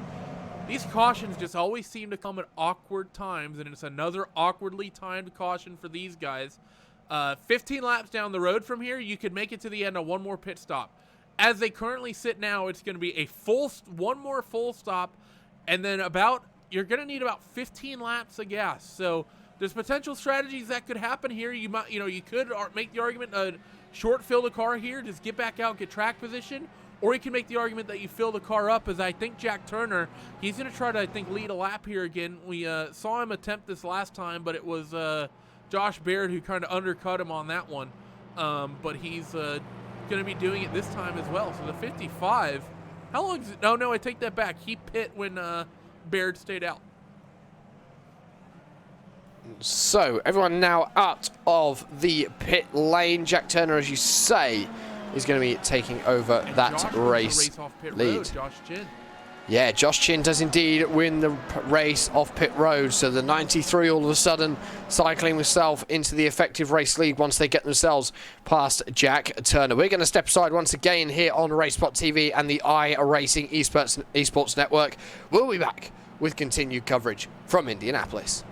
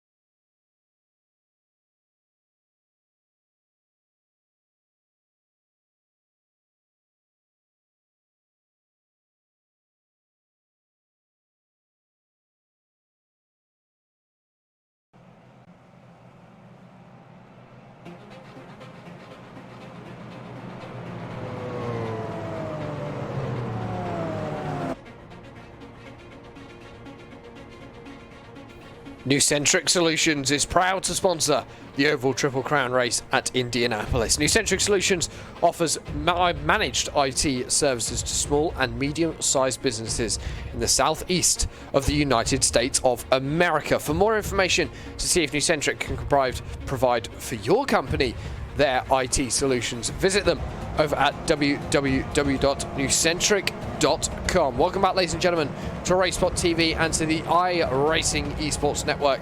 We are bringing you coverage of the 14th round of the Logykal Classic IndyCar Series, the Indy 500 by Nucentric Solutions. We are back under yellow once again. 84 laps to go as we head back to green. And all of a sudden, Josh Chin is up at the front of the field. It's one of the first times this has happened today. Are we going to see him make a mistake? Touch wood. That won't happen. Caleb Wheatley behind. He's going to want to get himself back up into the race lead after being so strong over the last 50, 60 laps or so. The pace car is going to dive left onto the pit lane, and the field is going to be under the control of Josh Chin once again as the green flag will fly in just a moment's time. We're racing at Indianapolis, and away goes Josh Chin, already on the defensive. Caleb Wheatley's trying to follow, but already half a second has been pulled by Chin over Wheatley in the 93. But Wheatley able to pull a gap over Randy Shoemake, who's got Lucas Laville right on his tailpipe. Terrible restart by a huge amount of the field here. You can see how strung out so many of your race leaders car. Josh has a bit of a comfortable gap over Wheatley.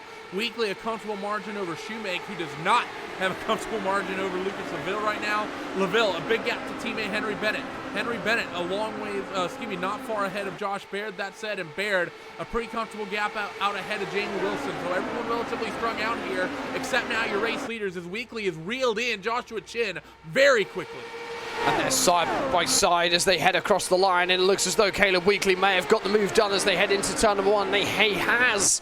So Josh Chin to just a lap. He wasn't even leading that lap really, Randy, because it was Caleb Wheatley who was leading when they crossed the yard of brakes. So Josh Chin already sitting in behind Caleb Wheatley, but now Josh Chin can get on his fuel saving strategy and start to try and gain a few tenths here and there through a little bit of fuel saving. Yeah, and the thing is, that's going to be relevant because these guys, we know they can't make it to the end of the race on just 2 more pit stops here, or a single pit stop to get to the end. It's going to be a pit stop and then a splash and dash. You cannot, I don't think there's any way that you can save the gas here to make it on one pit stop, obviously, but any amount of laps you can cut out of this next potential pit stop here, Jack, if this race were to go green to the end, is going to be a huge advantage for you. If you can, just in terms of fuel to fill, is going to be absolutely enormous. With that said, Josh can apply all sorts of pressure here to Caleb Wheatley down this back straightaway, maybe trying to get him to make some mistakes here as fuel savings game is going to be on. What I was about to say is, I'm not sure that Josh Chin wants to sit behind Caleb Wheatley in the draft. I think Chin wants to try and get ahead. Maybe thinks that he's got a bit more pace to give him that 93 machine and start to pull a gap up at the front of the field. But he's not going to get that opportunity yet because Randy Shoemake now, he's sitting in 3rd position and he wants a slice of that leadership. No, this is just this window right here. If you're one of these guys, Jack, I think you need to start fuel saving. That's the fight you need to be fighting right now because you sort of need to. I always kind of have the approach of, unless I'm throwing a Hail Mary, I plan for the race to go green from where I'm currently at, and then I respond to yellows as they come up. And I think that's the game these guys need to play. And right now the clear play is to try to save gas for that kind of second pit stop that ends up happening. Because of course you're going to have a full stop for sure, as Shoemake's going to get another run here for P2. He's going to get up the inside and just about get this job done for the second spot in towards turn 1, but maybe not. But I think right here, you just need to save gas. If you can save a lap, if you can save 2 laps, that's going to make a pretty big difference when you end up coming down pit road for that potentially shorter, pit stop. It's about 15 laps too far is what we are in terms of fuel mileage. Is about 36 and nearly 40-50 laps extra over what you could potentially do. That means you need about 10-15 laps worth of gas that you need to somehow make up for.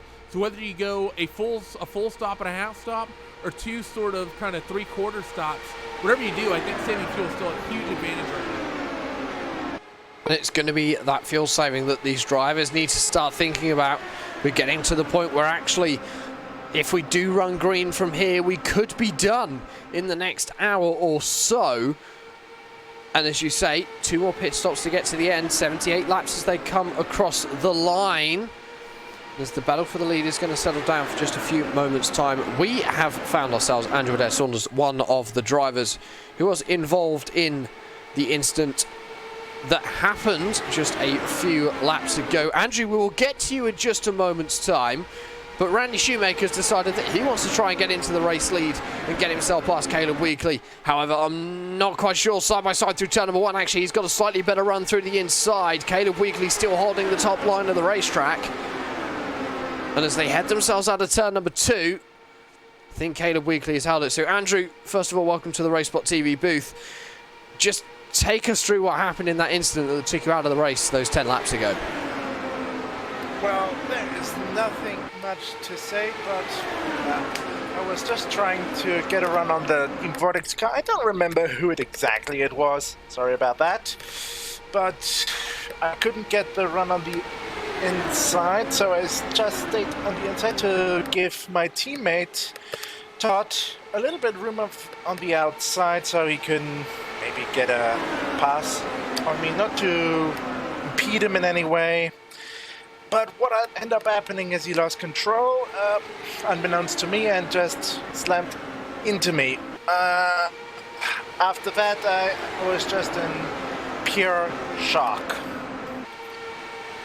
Well, Andrew, we've seen you had some good runs here throughout the year, and not just at Indy, but also throughout the season in the Classic IndyCar Series. Has this year really been a year where you've finally found a rhythm in this car and really pulled out some good results? Yes, indeed, but especially at the good races when I had good performances and everything was going smoothly, something always seems to happen. We had all a good setup. Caleb is proving that by running P2 in the moment, with Josh Bett not far behind, and it's just disappointing to end the season like this. This is not what I imagined. Well, Andrew, before we let you go and enjoy the rest of the race and support your teammates, who would you like to give a shout out to today here on the iRacing Esports Network? Well, first of all, my usual sponsors, or partners, say, being Playseat, for the rig, for Logitech, the products I use, and of course the RE keep me informed what's going on around me, so I'm well informed on what's happening, including track temperatures, and of course a shout out for the teammate and the support they're giving me. Well, basically Iconic Monster Sports. Well, thank you very much for joining us, Andrew, and enjoy the rest of the race today. Go and shout or support your teammate. Currently at the front of the field is Caleb, who's got himself back past Randy Shoemake after Randy got himself up into the lead of the race. And now Caleb Wheatley back in control, but he's still under pressure, Randy, from Randy. Yeah, so good on Randy here, really applying the pressure here on the Iconic Motorsports driver of Caleb Wheatley. And man, what a run it would be for those guys at Iconic Motorsports, Jack. I mean, they've had sort of a couple good outings over the year, but never, I think, really in position to win a race or anything like that. What a potential way to cap off the season. With as strong as Caleb Wheatley looked, I think he might be the favorite from here on out to win this race with the way he's been able to hold on to the race lead. I thought surely when some of the likes of Shoemake and Chin and maybe even the likes of Ville and Grosser and Henry Bennett started circulating their way to the lead, that they made short work of him. But he's not only kept with them, but they've sort of passed him, and he's been able to constantly bounce back to the race lead regardless of who got the job done. Right now, Shoemake is the one applying the pressure to get to the point, but he's just holding on the outside right now is Caleb. And he seems to make that high groove work really well when he's defending in that number 10 machine. So clearly something which Iconic Motorsports have done with that setup.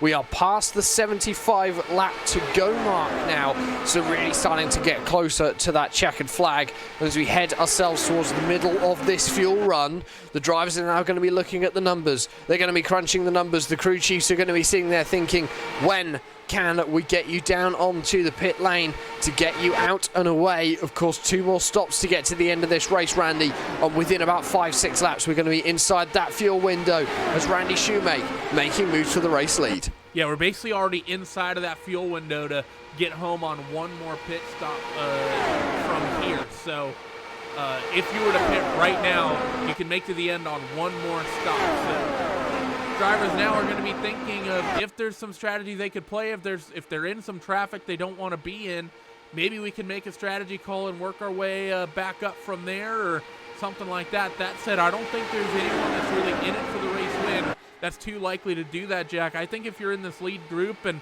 I'd say even if you're in the second group, there's no point in coming down early, and there's not very many big names buried down in the field anymore. The likes of Henry Bennett and Jamie Wilson, they've cycled their way back towards the head of the field. They're a little ways down from the lead group, about 15 or so car lengths off the back of Josh Baird, but they're only 6/10 back, so it's not a huge disaster for them at the moment, as Josh Shin, I think, was trying to eye up a move for seconds. That didn't end up panning out for him. But right now, I think everyone's likely going to stay out there on the racetrack for as long as they can, as there's not much to gain at this point from coming down early. Keep your eyes, ladies and gentlemen, on the Vortex Sim Racing cars. We've got 2 in the leading group. And we have one a little bit further behind with Jamie Wilson and Henry Bennett in the form of Tristan Hauser. These guys seem to have really good race over the course of a very long run, Randy. And as we do get into these longer runs towards the end of the race, where the attrition is going to be slightly less, so people want to see the checkered flag more and more, you know what? Vortex Sim Racing still have a chance. They're still there. The pace is there quite clearly as we have side by side for second position.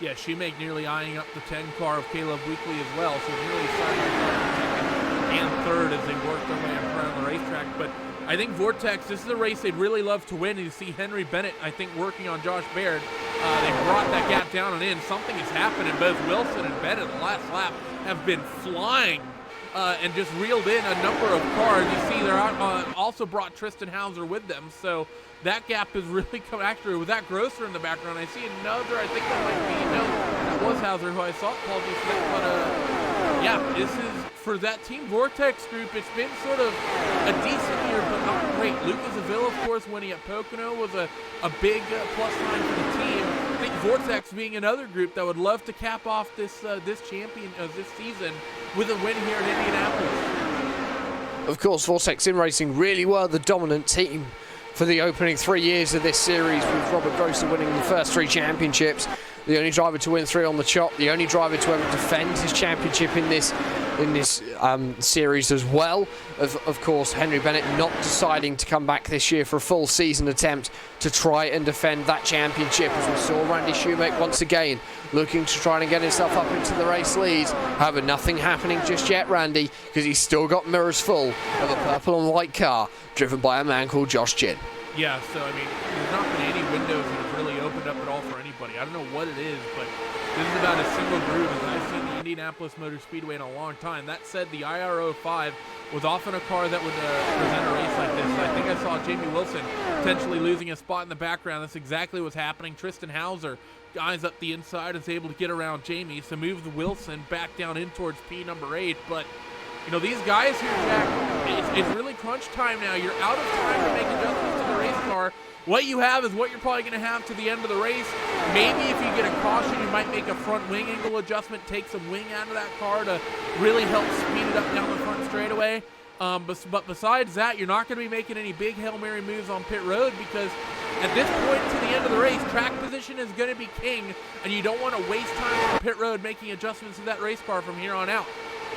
Now, there are 14 cars left on this racetrack, still out and away, still going. 9 of them are in this lead group. We have the top 9 covered by less than a second, with 65 laps to go here at Indianapolis. This is going to be an exciting finish to this 500-mile race, the second one that we've seen so far this year. And all of a sudden, going for the race lead once again is Randy Shoemake, but Caleb Wheatley going to defend. He's got to go down to the inside, and he's got to do it quickly. Is he going to have the overlap into 3? He isn't, so Caleb Wheatley once again going to hold off the driver of Randy Shoemake. That just shows how strong that 10 machine is here today, Randy, because Shoemaker's got the draft, yet still can't get the overlap to get past. Yeah, just not able to get the overlap, and that's been the big talking point of the day. And we actually saw something somewhat similar at Pocono, Jack, that the slipstream wasn't super powerful. It's not like you could just run up on someone down one of the straightaways and, you know, just suck up behind them and get and make the pass like you can in some of the more modern cars. The DW12 is something you can do that in. Also, the IR18 the draft being a little bit more powerful, I think, at times as well. But we saw the same thing at Pocono. You really, in order to make a pass, you really had to have a better corner exit off the previous corner and work the slipstream, you know, to give you just sort of that extra mile an hour to make the pass, rather than the extra 5 or 6. What we see a lot of times these days in the Indy 500, we see the exact same thing today, where if you don't get the better run, the slipstream's not going to make the pass for you. And it's all about how much grip you have off the corners, how you can apply the power to the road and get yourself off the corners. You want as good a run as possible. We could be looking at 3 wide down the straight for the race lead if Josh Chin can get his act together and try and get past Caleb Wheatley, but that's not going to happen. Side by side into 3, they will go for the race lead between Shoemake and Wheatley. And all of a sudden, Wheatley's lost out a little bit through the short chute. He seems to have the advantage. So Caleb Wheatley seems to be a lot better on the straights, but Randy Shoemake just having that little bit more in the corners, I feel, running that inside line, Randy. And they're 2x2, so whichever one of these guys slips up is likely going to lose another spot in this fight for the race lead. It's going to be Shoemake who falls, and actually that fight for third and fourth is not going to reward second place to Tristan Hauser, but what a run actually from Tristan Hauser. Wasn't that long ago we were talking about the 56 making a move on Jamie Wilson. Now he's up fighting for second. The 56 is hooked up.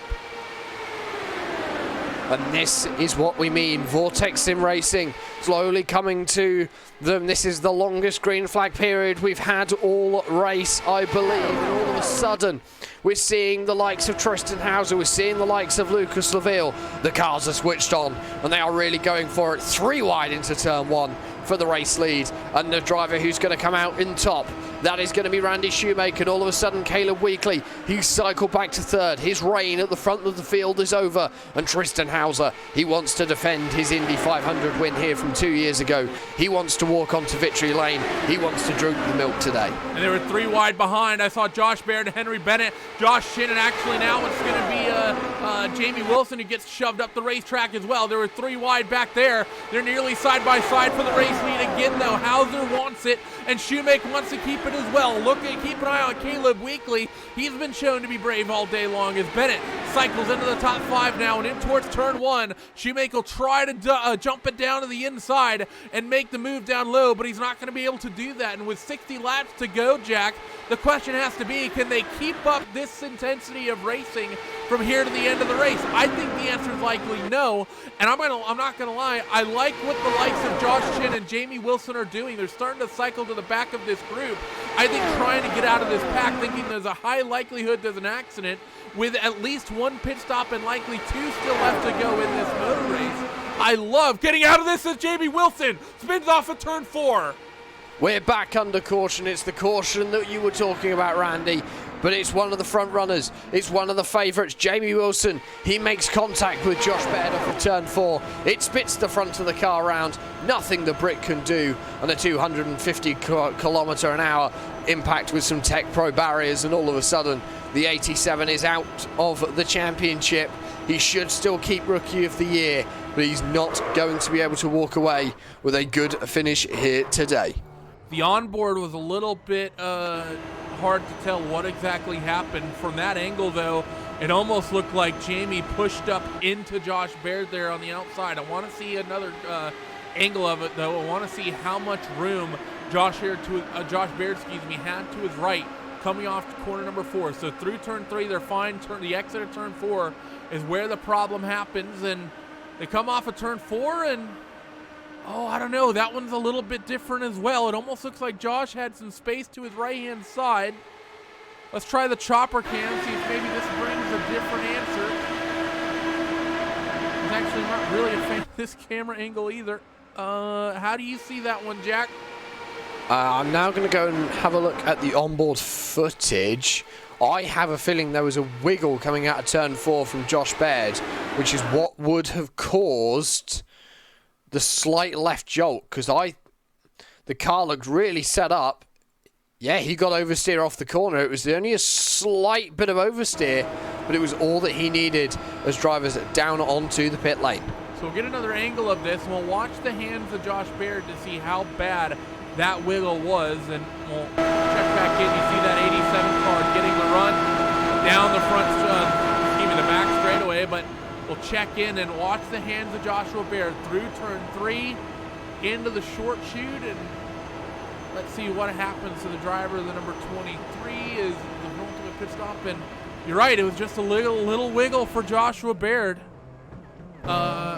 And I think the 87 of Jamie Wilson, I think he's likely to be heartbroken over that one.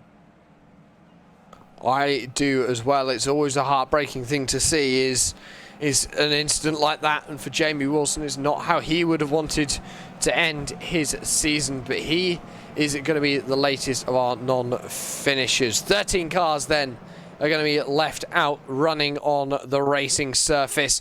Jack Turner currently the driver classed as the leader. However, he is going to probably come down onto the pit lane at the end of this lap, Randy. That would make sense. These drivers, everyone now, one more stop to get to the end of this motor race, and then it's going to be an all-out bun fight to the checkered flag.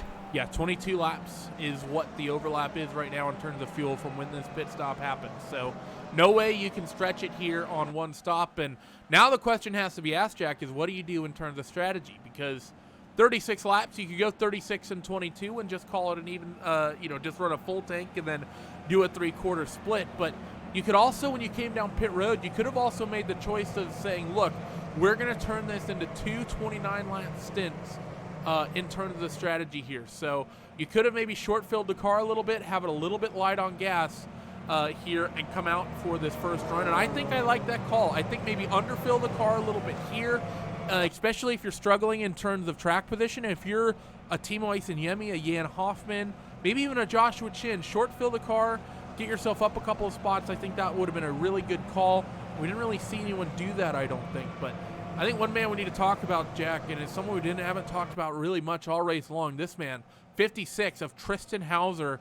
Last time the Classic IndyCar Series ran an Indianapolis 500, Tristan Hauser won it. And now in the closing stages of this one, he's cycled his way to the head of the field.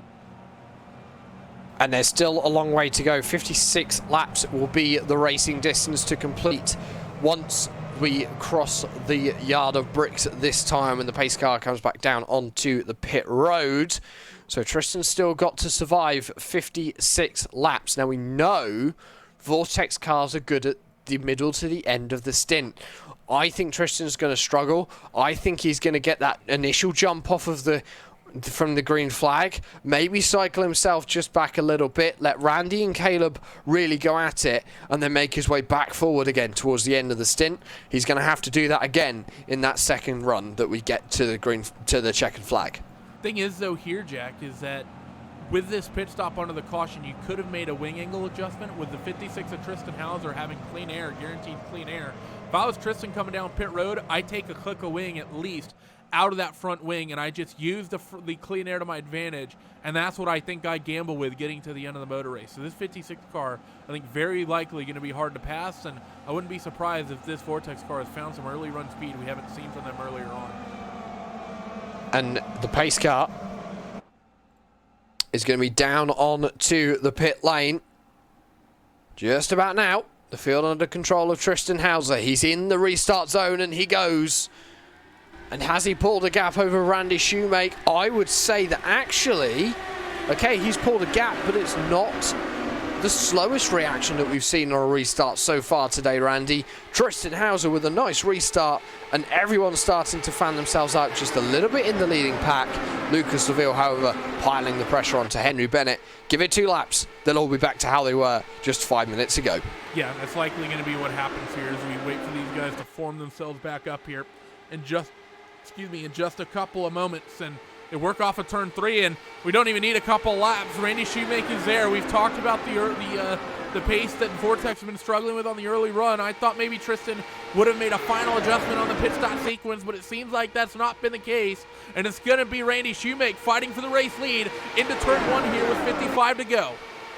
And through will go Randy Shoemake, no competition from the 56, and Caleb Wheatley going to try again and do the same in the 10 through turn number 2, but nothing going to happen. He's going to have to do it through 3 and 4, tuck in behind the draft, get a little bit of overspeed, 360 kilometers an hour, 365 kilometers an hour as they approach turn number 3. Frightening speeds in these Indy cars, and all of a sudden he's stuck behind Tristan Hauser. This is Randy Shoemake's opportunity to try and get away, to try and pull himself further into the lead, but I don't think Tristan Hauser is going to have any of it because he's keeping himself there in the draft. And here comes Caleb Wheatley for second. Caleb's trying to get at the inside, and he's going to lunge for it down in towards turn 1. We've not seen too many people go for the lunging maneuvers here in the middle parts of the race, but now the laps are ticking down. They're going to go for it, and look at that. Tristan Hauser in turn 1 loses 2 spots. Both Wheatley and Bennett cycle through up the inside of 1 and 2, so move Hauser back to 4th, and he might fall even further as Lucas Seville is eyeing him up, and that's exactly what Lucas does. Your 2017 Classic IndyCar Series Indy 500 winner has gone from the race lead all the way back to, what is that going to be, 7th? 6th. So Tristan Hauser back to 6th after the opening stages of this green flag run, but expect him to come back forward. The Vortex cars seem to be stronger towards the end of the stint, whereas the likes of Randy Shoemake, the likes of Henry Bennett seem to be stronger at the start of the stint. Let the cars warm themselves up and they'll be back in the running. Lucas Laville looking for a move on Henry Bennett, but nothing going to happen. Josh Baird as well, still there in the 23. He's going to be wanting to back up Caleb Wheatley in the 10. The two teammates are going to try and work together. The team's championship as well could be interesting here. It is going to be between AeroX Banshee and Vortex Sim Racing. AeroX led from round 2 till round 12. After Laguna Seca last time out, Vortex took over the lead. The best two drivers will score the points for the team here today. Randy Shoemake is currently leading. I don't think there's an AeroX car left in the race, Randy, who would be eligible to score points now. I'm going to take a look. We'll take a look at our positions gained and lost tab, but I think you're right. I don't think there's any AeroX cars left in the field. Apart from Randy Shoemake, I think that is it. So Vortex could also walk away with the team's championship here if the double points go their way. And the only way that really AeroX have got a chance is that Randy Shoemake wins this race and Vortex have an appalling final 50 laps, because as the drivers cross the yard of bricks this time around, we will be 75% into this race. 3/4 distance into the Indy 500, 125 miles to go, and it's going to be the driver of Randy Shoemake who will lead the field across the yard of bricks for that illustrious 150th time. 50 laps to go at Indianapolis. Let's take you on board with Randy Shoemake for a lap of Racebot TV fan immersion.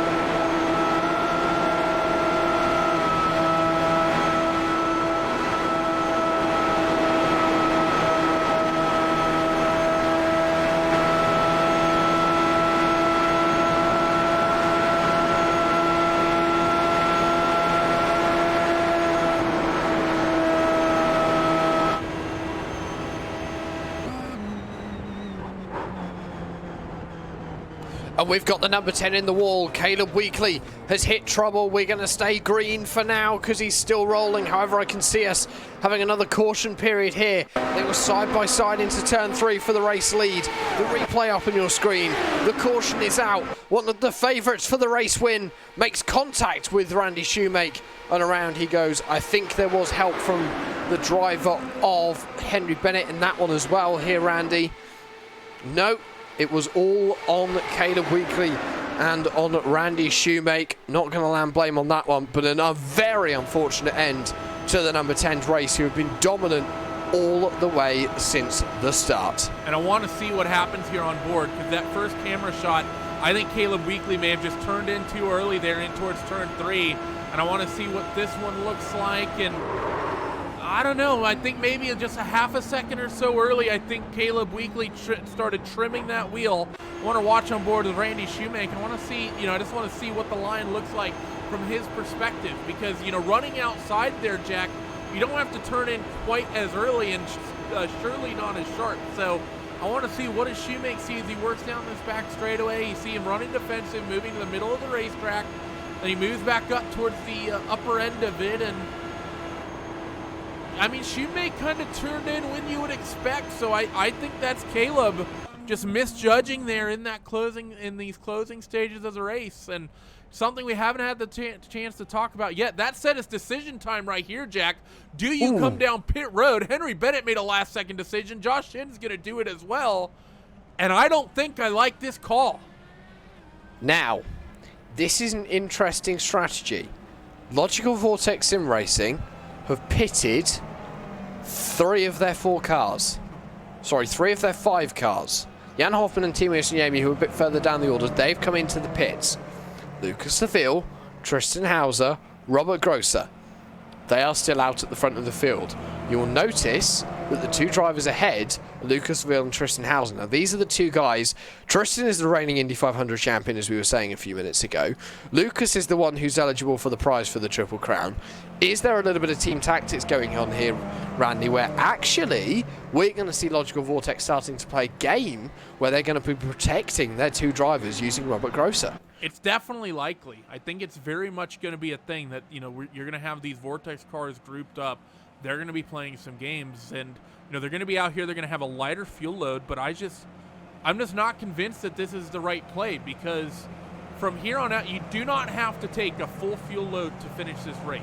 Even these guys that are, that didn't come down pit road, the 3 Vortex cars at the head of the field, they're not going to need a full fuel load, and that's why I don't like coming down pit road here, Jack, because yeah, you might save a couple seconds on pit road, but I'm not sure that's going to be entirely relevant when it all, comes down to it, especially with the fact that cautions are working their way through. I don't think I like coming down pit road here. We've seen track position has been so valuable, and the cars at the head of the field have been able to really hold on, and I don't see the strategy window that pitting now creates for you if you're one of these leading cars. I would say that means you've got to... It's an extra stop, isn't it? Because these guys are still got to stop again to get to the end of the race. Because even if they go full on the green, you're still going to have 10 laps to go. What they've done is they've taken an extra stop. Because how long was that last green flag run? About 10 laps? Yeah, it's 12 laps since the Vortex cars last pitted. So yeah, it would have been about 10 laps to green flag run. Yeah, because we went green on lap 147, and the caution flew on 155, I believe, was when the caution actually flew. So they only ran about 7 laps. Which is, when you're talking about running 36 laps of fuel, you're not even 20% of the way through the tank of gas. So, how big of an advantage is 20% of the tank of fuel when you're only going to need a half a tank fill to get to the end in the first place? I don't think this is going to be a huge advantage for this group that ended up coming down pit road, and I really am not a fan of the call. Luckily, I think there's enough time left in the race. I don't think it's going to majorly hurt anyone, and there's been so much attrition that I don't think it's going to majorly hurt anyone, but I am skeptical. I would say the same. 11 cars are left running out on the field. Timo Yasuniemi being the 11th of those cars for Logykal Vortex Sim Racing. So Vortex Sim Racing taking up the top 3 positions, and then also bringing up the rear of your pacing line. Currently looking at Henry Bennett in the 001. They're basically half of the cars that are left running. There's 11 cars on the lead lap. Only Caleb Wheatley, he scored 1 lap down, but that car is destroyed.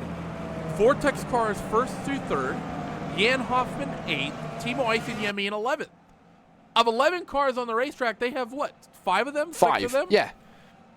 This is a massive team advantage for this team. If they play their cards right, they could try and get their drivers into the top 5 positions, and then just leave them there, not let anyone pass, make it really hard for anyone else to even make any advances through the field. Lucas Seville tucked right up behind the pace car coming off a turn at number 4.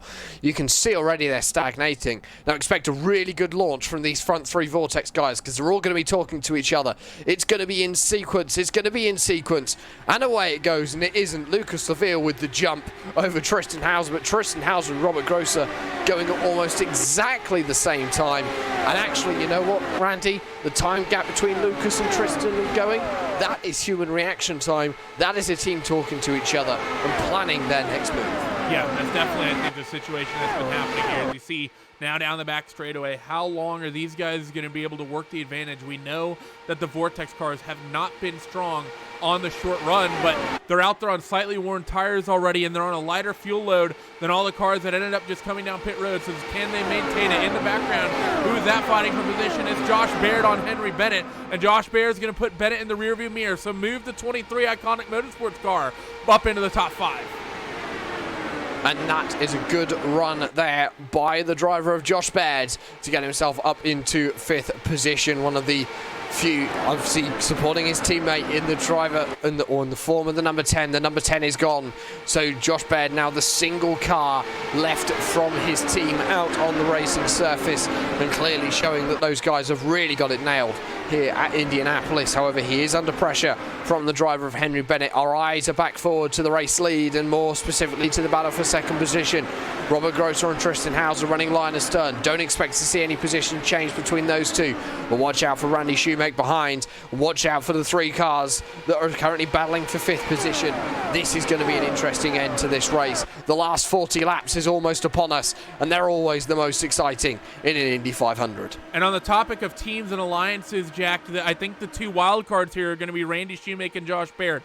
LaVille, Hauser, Grosser. They're all Vortex teammates. We know they're working together. Another duo that's working together is Henry Bennett and Joshua Chin. Not only do they work together, they're in the same Discord channel right now as Randy Shoemake gets up into P3 and puts Robert Grosser in the rearview mirror. But I think Robert has not been the paciest of the Vortex cars, but Shoemake's going to go to work.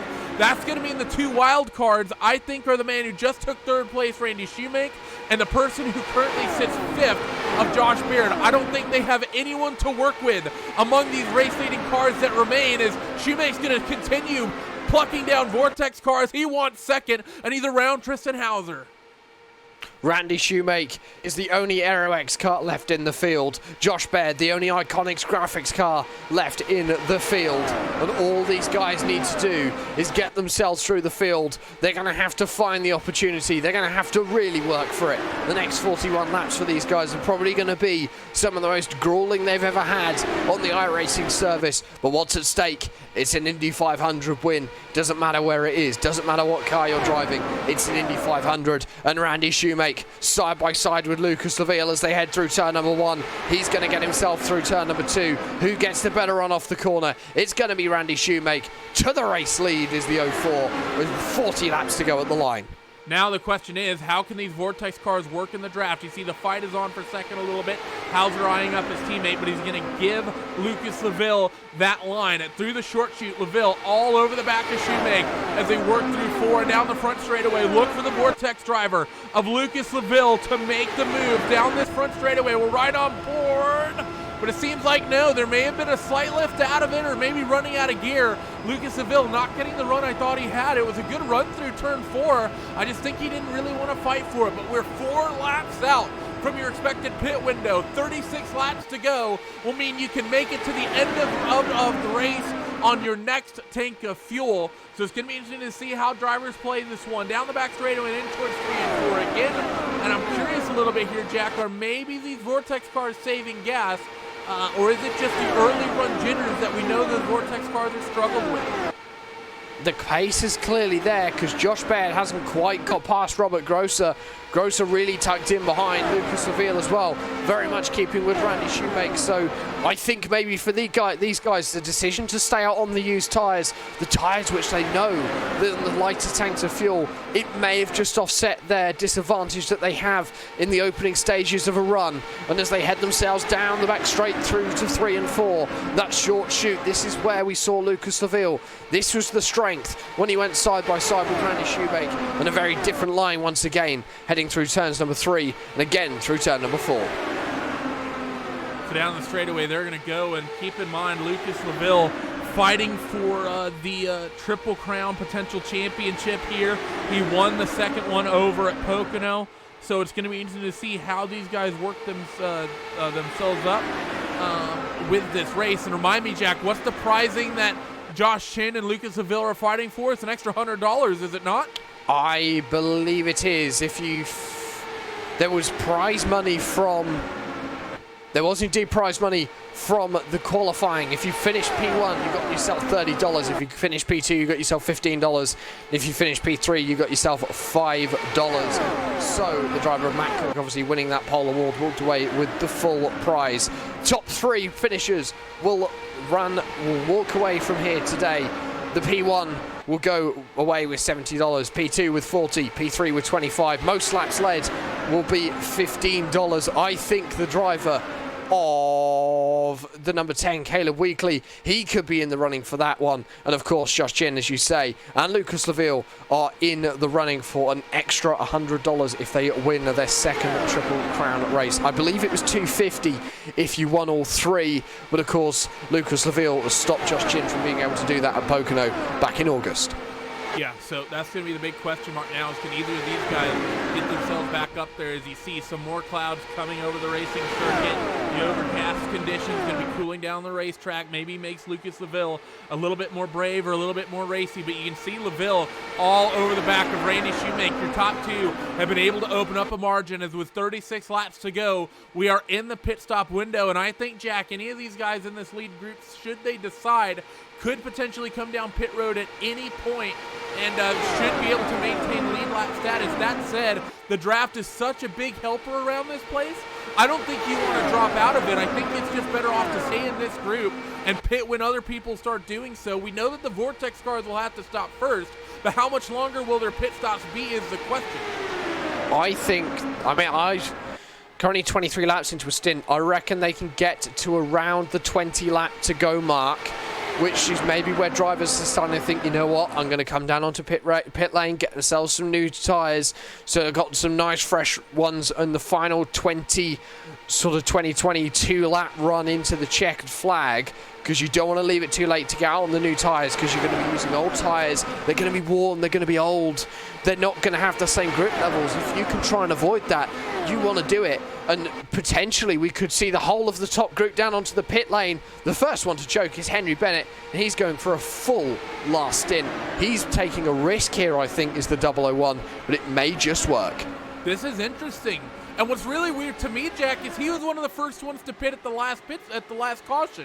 So it's really odd to me that he would take that opportunity and then come down pit road so early. I don't like the early pit stop, I'm not going to lie.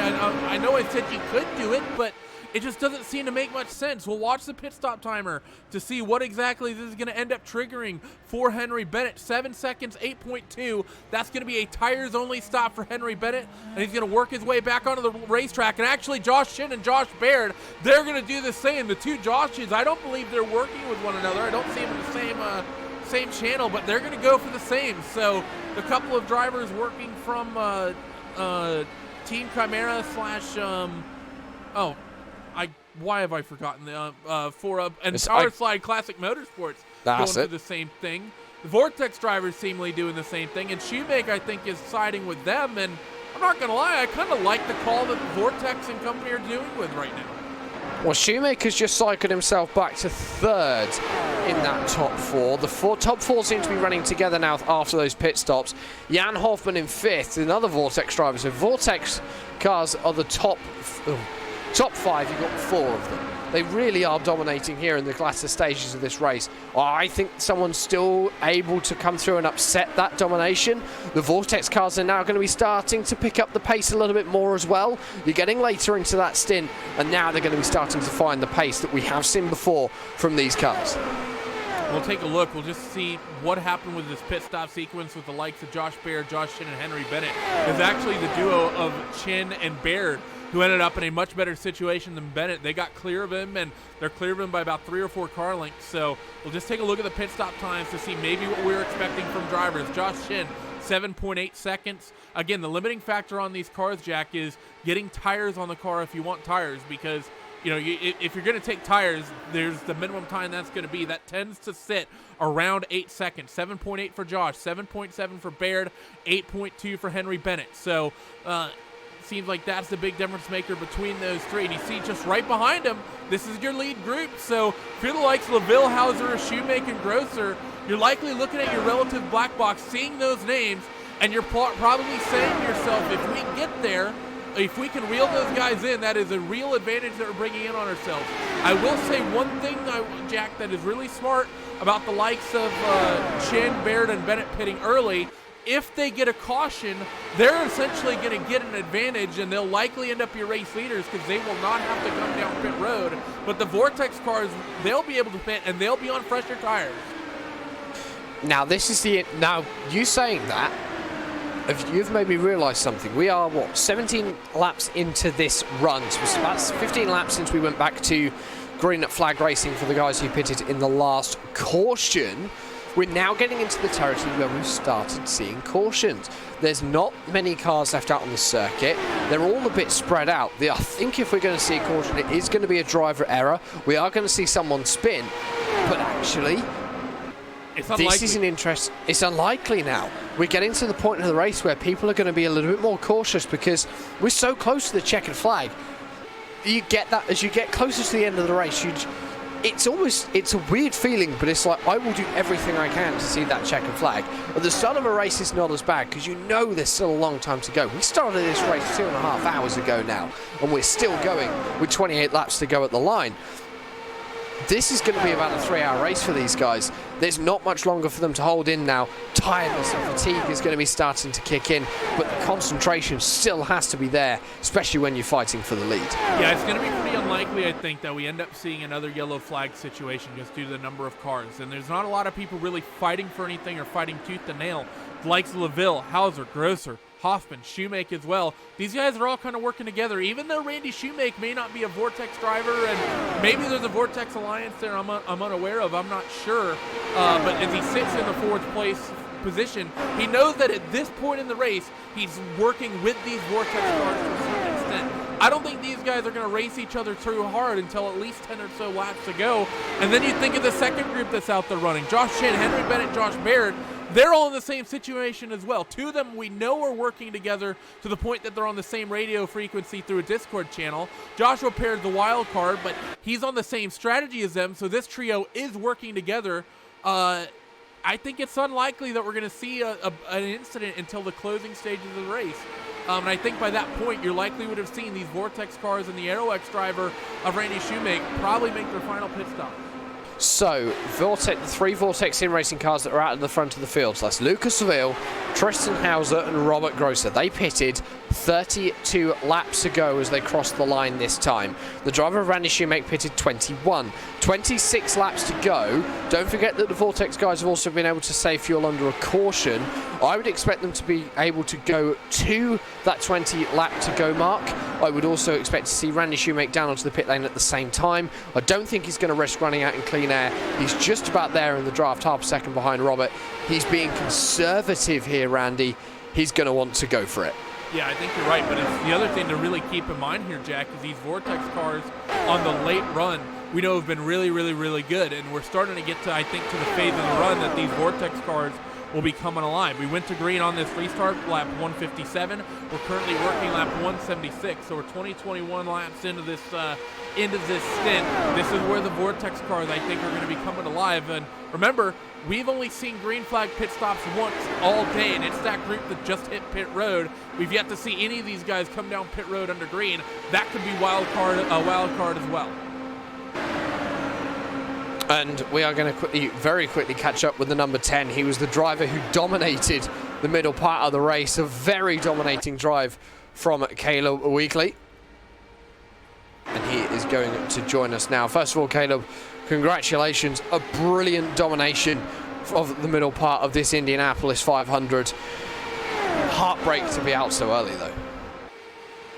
Yeah, was having a great race, then I go into the corner and I just get turned. And obviously for you, you've had a year where you have been sitting in the mid pack. You've had a few issues coming to Indianapolis, having the speed that you have, having your whole team has had, because we've seen Josh going well as well, or fighting up in the front of the pack with you in the latter stages of your race. Is that a good way to go into 2020, knowing that you've found something with this car, especially at Indianapolis, that you can learn from and take forward to the other ovals and then onwards to the road courses? Yeah, it gives us great confidence. We have a great mile and a half baseline. We have a great Indy baseline, so I think watch out for Iconic next season to be contenders for the championship. And well, Caleb, before we go and let you rejoin your team and support Josh in the closing 20 laps of this event, who would you like to give a shout out to today on the iRacing Esports Network? My team Iconic. I would not have done that without them. The guys at AOD and all my friends and family who watched the broadcast.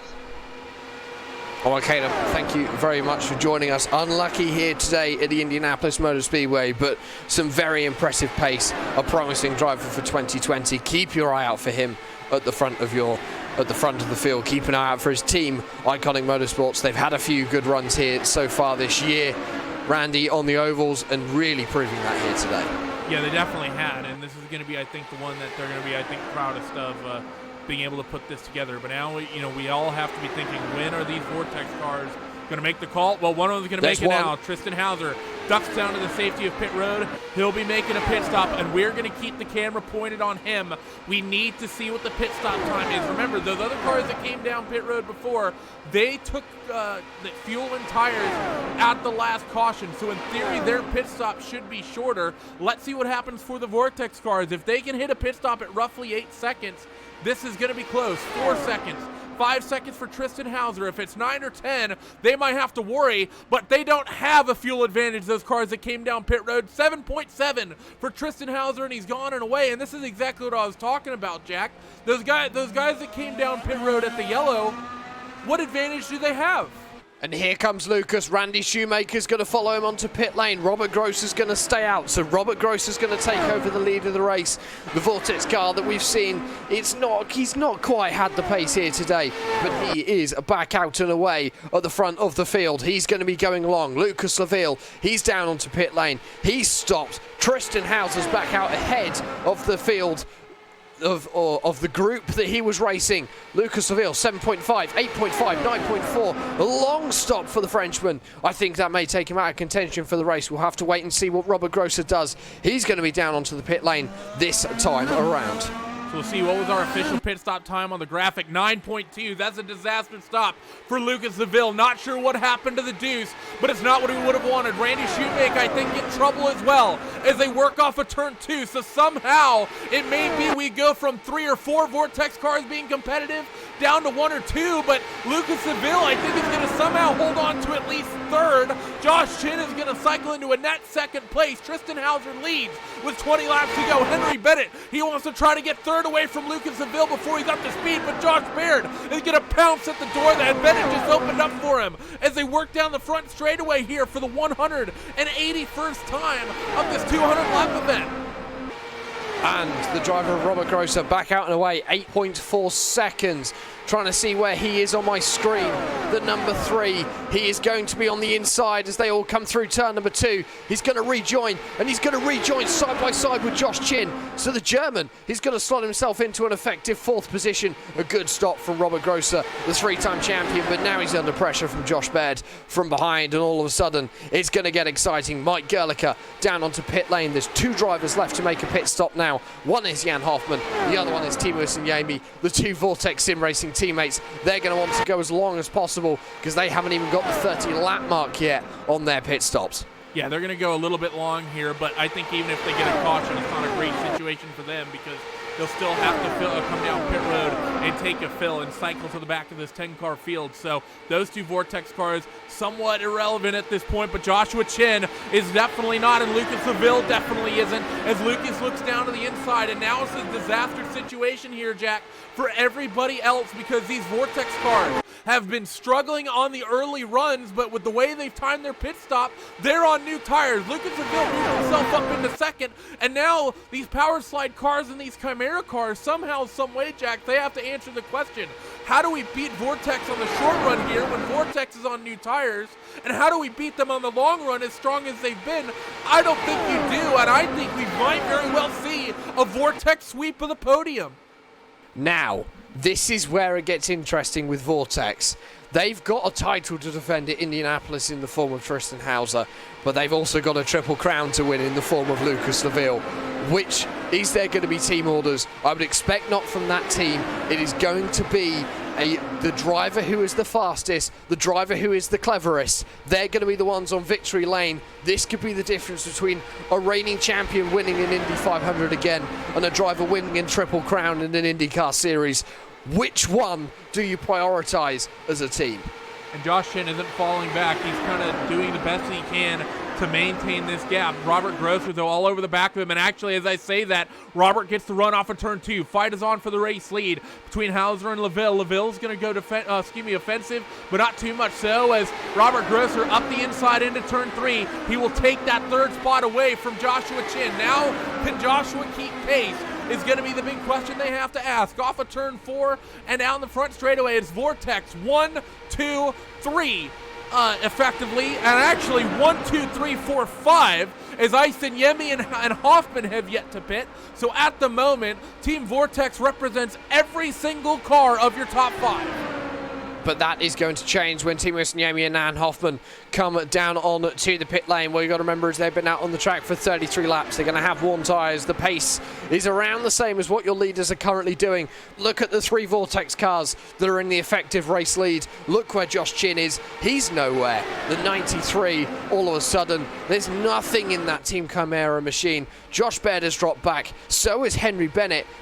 I think Vortex have played the risk, and they've done it exactly right and exactly how they needed to. I don't think there was even any risk. I think it was the power slide in the Chimera car that is the cars that really took the risk here with the likes of Henry Bennett and Joshua Chin. I think that call, they gambled on a caution. If they would have gotten a caution, they would have been advantageous with the way that they by coming down pit road early and by doing that pit stop under caution, by playing, they gambled that there would be another yellow. There ended up not being one. And, these guys in the Vortex group, I think they played it strong. That said, if I'm the team manager of Vortex, if I'm on the radio to my guys, I'm saying give me 10 laps. 10 laps, keep yourself single file, and then fight for it for the last 5. Open up a gap to that number 93 of Joshua Chin, who currently sits in the, effectively 6th position right now. Open up a margin, and then you guys can fight for it. If you start fighting too early, maybe he can come back into it in some way, somehow, some way. But right here, right now, these 3 cars, they just need to play nice with one another and open up a slight margin before they really take the gloves off for the last handful of laps to decide which one wants to win it. And every single one of these guys wants to pick up this race win. It's important to Tristan Hauser, it's important to Lucas Laville, and it's certainly important to Robert Grosser as well, who has had kind of a mediocre season, as they're 3 wide in the back. And don't forget, Josh Chin, he's almost a second behind. A second in Indianapolis terms is almost a year when it comes to a road course. And as you say, Josh Baird losing out just a little bit on that one. He's let Henry Bennett pass. He's let Randy Shoemake pass. But we're back to the race lead. These guys again, line astern. All of a sudden, Josh Chin, he's over a second behind. He's out of draft range. And Jan Hoffman's on pit lane. So Jan Hoffman down on towards pit road for his schedule of service. Is there somehow, some way they can make something of it? And no, because Jan Hoffman missed the pit box, so that question quickly gets answered. Next question is going to be Timo Isin-Yemi, and maybe they can make something of this here, Jack, with the way that those 2 ran the strategy. Maybe they can have an ultra-low fuel fill at the 56 of Tristan Hauser. Big wiggle off of 1. He may have caught the wall there off of turn 1. That, I think, is going to check up his teammates in the top 3, as Isin-Yemi is going to work himself down towards pit road. So now can Timo Isin-Yemi make something happen to the teammates fight for first? I'm not sure. Lucas Laville, he's got himself up into the race lead just about, but side by side the teammates will go through turn number 4 and out onto the main straight. The driver of Robert Grosser just tucked up behind Tristan Hauser. That's where he needs to be.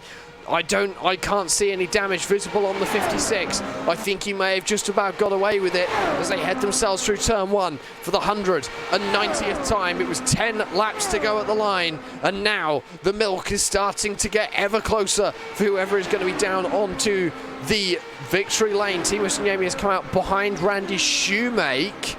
So that is down in 7th position. He's now back with Josh Baird, getting himself up to speed. So not much is going to happen there from the Finn. If it's going to be a Vortex win, it's going to be a Vortex win that's in the top 3, still locking out those positions. 9 laps to go as they cross the yard of bricks. So when do you take the gloves off if you're Lucas Laville? And it's an extra $100 on the line. If you're Lucas, if you take this win, it's huge bragging rights. If you're Tristan Hauser, I saw smoke in the short shoot. Not sure if something happened and we somehow didn't get a caution. We'll keep an eye on our timing, but I don't see any cars that have pulled off. I don't either. So, I can't see any on my track map. So yeah, maybe someone getting loose, not sure what that was, but your top three still right on top of one another as they're coming to 8 laps to go in this race. It's going to be 20 miles left here at Indianapolis, and you see defensive goes Hauser on his teammate. LaVille trying to get to that outside line that has been so good, but can't quite get there. 20 miles to go at over 200 miles an hour. And it's all going to come down to who is going to be leading as they cross the yard of bricks for the 200th time. And as they head themselves down the back straight once again, Lucas LaVille is going to be looking down to the inside as they head themselves into turn number 3. They've got 2.5 seconds of Josh Chin. They are safe. They are safe to battle. And it's now who is going to be the fastest, who is going to be the bravest, and who is going to be onto victory lane from Logykal Vortex Sim Racing. Keep your eye out for Robert Grosser. He's not the one who's had the outright pace all day, but he's currently sat in the draft. He's currently just got himself into second position, Randy. I think Lucas LaVille has lost out just a little bit there. However, he's got the inside through turn 1. He's going to have to drop back to third. He hasn't got long to get this done because Tristan Hauser, he's running away with it at the front, and Robert Grosser all of a sudden is up onto that second step of the podium. I'm not sure what it is Tristan Hauser did, but we saw him a little bit earlier in the race. I don't know if he made an adjustment to that race car down on pit road. Maybe he took some wing angle out of it. Maybe even added some wing angle to it. That is also something that can potentially help you out. But that 56 car, there was a point, remember, Jack, that he was sort of running, kind of in the same point of the pack of Jamie Wilson, 8th or 9th. And I remember seeing him make that pass from that position, make the pass on Jamie. And then it seemed like 3 or 4 laps later, he was up fighting for P2 or P3. Ever since then, this number 56 car has been the best car on the racetrack. I don't know what in the world Tristan Hauser did to it, but that car is absolutely flying right now. These 3 teammates will fight down the back straightaway and jockey for position into 3, through 3 and 4. A little peek up the inside from Robert Grosser, but he's not going to commit too much because he knows that move was never going to stick. Off of turn 4, though, they're going to see 5 laps remaining here at Indy. And Tristan Hauser going defensive. Lucas LaVille is going to follow. Grosser's been left out on the high side, and he's going to be left out high and dry as he heads through turn number 1. This is the Frenchman's opportunity to get himself back into second position so he can try and challenge for that race lead. But every time he does, it allows the driver of Tristan Hauser to get away at the front of the field, Randy, and all of a sudden it's looking that little bit harder for the Frenchman. Yeah, it's a big struggle for both the Frenchman and the German. Robert Grosser and Lucas LaVille, they're busy side by side with each other, and they're just handing time to their teammate of Tristan Hauser. They come off of turn 4. 4 laps to go here at Indianapolis. It's a qualifying run to work with as they work down the front straightaway, and the gap right now between Hauser and second place Robert Grosser, 0.4 of a second. The gap between second and third that time, 1/1000th of a second. So opening up a gap now as Hauser is still side by side are Grosser and LaVille. They're not giving each other an inch, but they're giving miles to Tristan. They need to work together if they want either of them want a chance at winning this event. Lucas LaVille is the one who's got the most to lose, if you ask me, from this one. Robert Grosser now, he's got himself Lucas LaVille tucked in behind. 3 laps to go at the yard of bricks. Don't do it, Lucas. Stay in behind. Use Robert to help drag you back up to that driver of Tristan Hauser. It's now 0.5 second the lead Tristan has over his teammate of Robert Grosser as they head through turn number 1 for the 198th time. Through turn 2 and down the back straightaway, LaVille needs to practically push his teammate of Grosser down the back straightaway, but they're going to go side by side. Robert doesn't get a great run off of 2. LaVille's going to cut back down to the bottom. Is there going to be a window open down there? No. And they're going to go single file. That gap, nearly 0.5 second. They're going to work off of turn 4, and it's going to be popsicle sticks in the air at the yard of bricks here for Tristan Hauser. I think Grosser has made up a little bit of time the last half a lap or so. It was nearly 0.5 second last time around the racetrack. This time, the gaps come down 1/10.5. Is there maybe speed between those cars second and third? We don't know, because Lucas LaVille wants to fight for second through turn 2. They're going to stay side by side. Lucas has to get the job done here, but he's not going to do it down the back straightaway. They're going to stay side by side and in towards 3 and 4 for the second to final time. Tristan Hauser is going to open up a margin, and he will be seeing the white flag, this time off of 4. This is a margin that Tristan Hauser cannot have closed without some miracle. He's got to make a mistake. That's the only way that I believe he's going to lose this win. White flag flies as they cross the yard of bricks. They're going to have to do it one final time here at Indianapolis. Through turn one for the final time. Robert Grosser still leading Laville, but out front, Tristan Hauser still leading the way for this Team Vortex. 1, 2, 3, and again, Lucas Laville trying to move.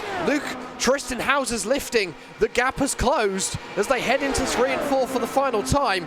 I don't know whether there's a little bit of team taxis going on here, but Tristan Hauser's lifting. The gap has closed. Is there going to be a ceremonial finish from Vortex Sim Racing? I believe there is. It's a 1, 2, 3 for Logical Vortex Sim Racing for the second time in a row at Indianapolis. Tristan Hauser is drinking the milk on victory lane.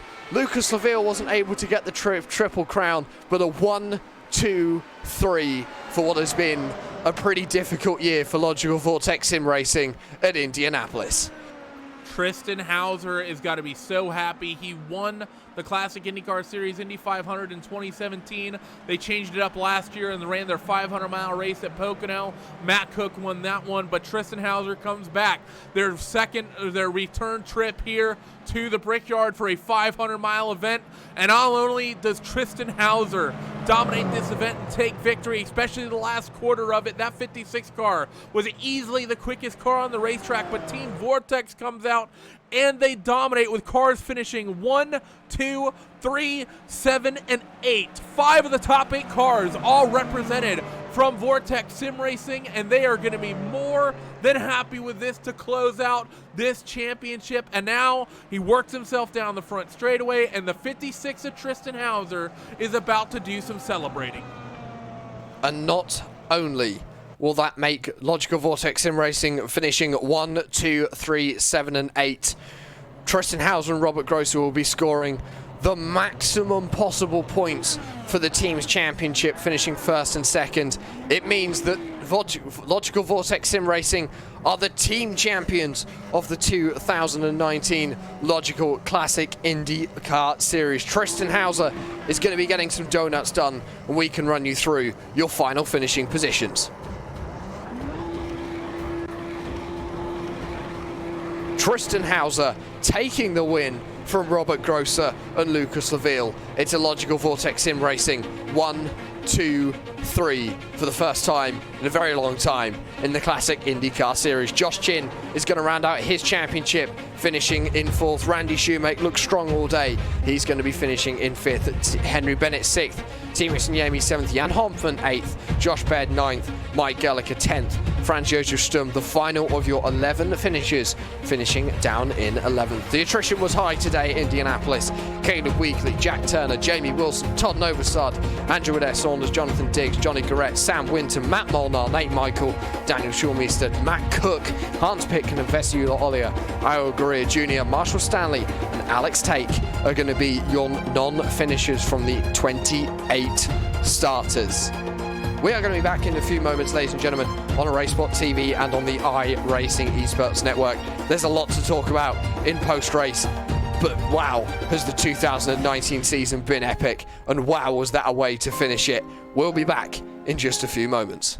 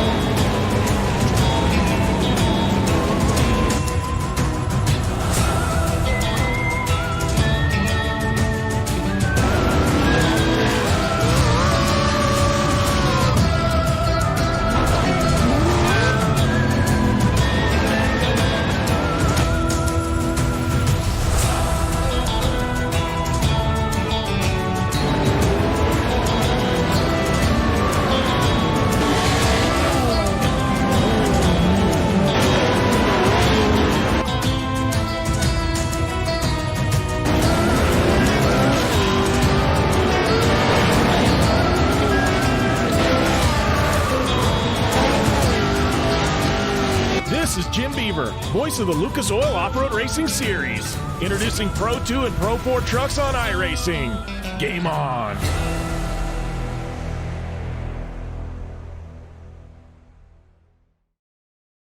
Simulated racing can be awesome, but it can also be kind of a free-for-all. Interestingly, auto racing faced the same problem in its earlier days. Whether it was on the back roads, the beaches, or the city streets, the racing was always fun. But there was always a certain level of chaos or danger, until some folks came along and put some order to all of this. Stuff like official racetracks, regulations about weight and equipment, and enforcement of standards. That's what gave us high-speed excitement, fast-paced action, and photo finishes.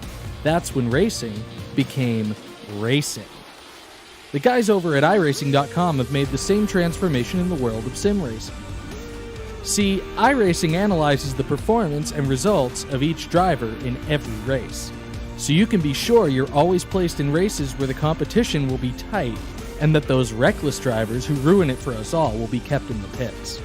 Not to mention that with members in over 130 countries already in their vast community, you can find races day and night, so you can always get in the action. You can even join a league of your favorite series and work your way up to one of 7 world championships, offering over $500,000 in prize money.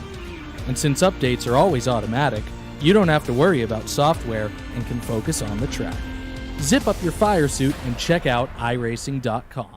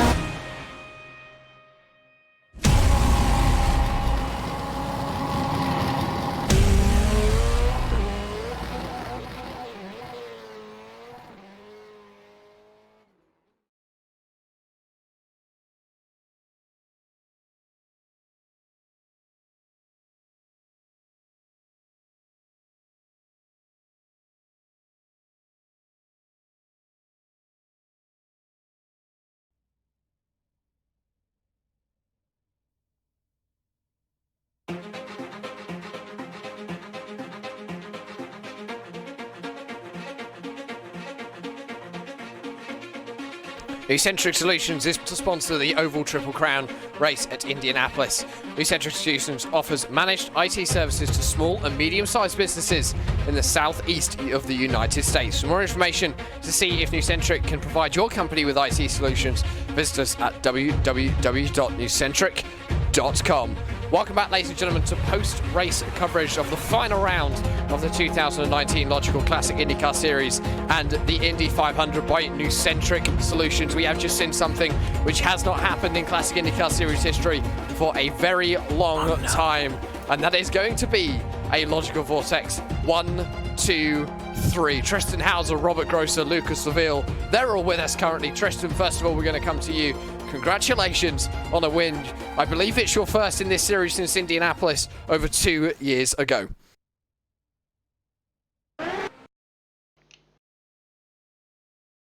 Captain.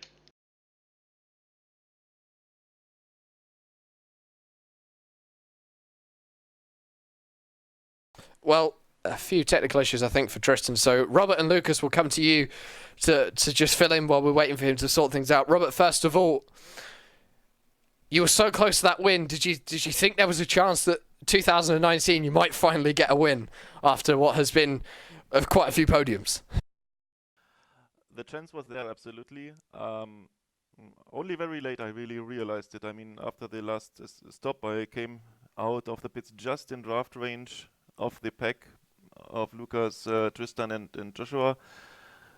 And yeah, once we made the pass on Joshua, I was really thinking, okay, now it's race on. No team tactics, nothing. It is just like an open race between all of us, and that's what we did in the end.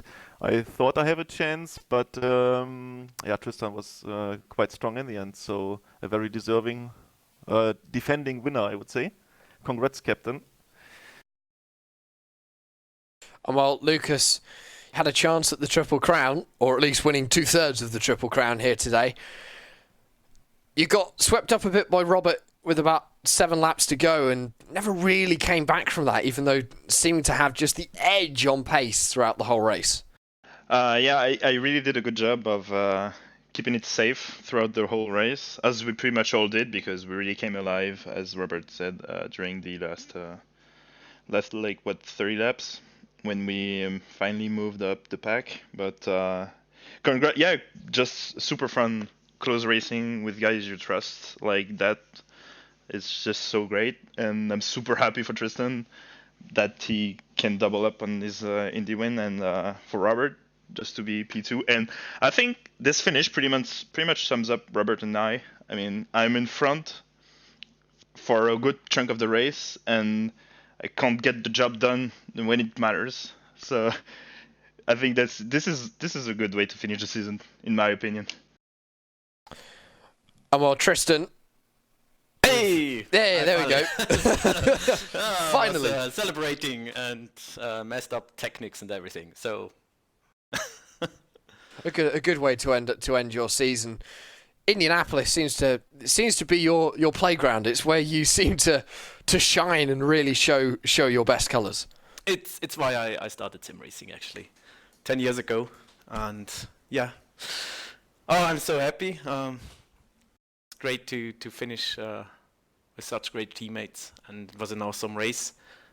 Yeah, I'm a little bit speechless at the moment. I got chills. And well, I don't really know who really wants this question. 2020 Logykal Vortex. Are you going? You're gonna come back, go for that championship that's slipped out of your fingers for the last 2 years. I think the team boss should take that, right? Yeah. Who is that? Definitely we will be. 2020, Robert. Four times? Of course, I mean, at least what I can say very clearly is that Lucas and myself will be full-time. Tristan usually focuses a bit more on the ovals plus Mid-Ohio. And then, of course, we should not forget Timo, we should not forget Jan. So we will definitely be back, and I'm thinking that Lucas will be having a great shot for the title next year, that's for sure. Well, Lucas, I'll throw this one to you. Anyone you would give a shout out to for your team here today? Big shout out to Tristan, Timo, and Robert, and Jan, were the one who worked most on the set. I didn't put that much work on it, but was able to exploit it pretty well. Shout out to Logykal for being title sponsors for Vortex and as well for the series. Shout out to Nucentric for sponsoring the Triple Crown and just 3 awesome races, I would say, Texas, Pocono, and here. Huge shout out and big thanks to you two guys, Randy and Jack, for the awesome work you put on this year. I hope this race was as exciting for you as it was for us in the cockpit. And final thanks to all the drivers that took part in the series this year. Again, super happy to work behind the scenes with Robert for the series, and couldn't be more proud of where we're going with CIS. Well, while we've been joking with Vortex Sim Racing, there's been someone lurking in the shadows. Randy Shoemaker's come and joined us, who finished in 5th position today. Randy, first of all, a really good show of pace today, but it wasn't quite enough there in the last sort of 30-40 laps or so. No, Jack, but it was, I'm on AeroX. I want to congratulate Team Vortex for an awesome 1-2-3 finish, and even Timo in 7th. They did great today. I am so thankful to Sasha Lamp, who allowed me to race in his position. I apparently signed on wrong, so I am just thrilled to be racing. But Sasha, Robert put in great effort. I want to thank Tony Lamberti and Sion Alford for trying to come up with solutions to allow me to race today, but Robert went far and beyond his responsibilities to make sure that I was in the race today. So I have so many people to thank. And of course, I want to thank Matt. It was so difficult that he wasn't able to finish today, and he just had an awesome season. I'm proud to be his teammate on AeroX. Oh, well, obviously, I asked the same question to Vortex. I'm going to ask the same question to you while they're all listening. 2020, are yourselves and Matt going to be back? Of course, Matt's obviously got a championship to defend, and it's going to get even more competitive next year, because I've done this series for 3 seasons now, and every single season it's just got more and more competitive and better with each race. The drivers here are simply magnificent. I am in awe of them every time we hit a road race. I'm thankful for where I sit at the moment on ovals. Well, Randy, for one final time in 2019, the floor is yours. Who gets it done for ARX? Andrew Aiken is out visiting Australia today, so congratulations to him. He's worked so hard this year with Matt. Matt obviously is our team leader and prepares us for everything, and he just does an awesome job to make us competitive. So my hat's off to Matt Cook. Well, Randy Shoemaker, he finished 5th today, and he got the job done for AeroX.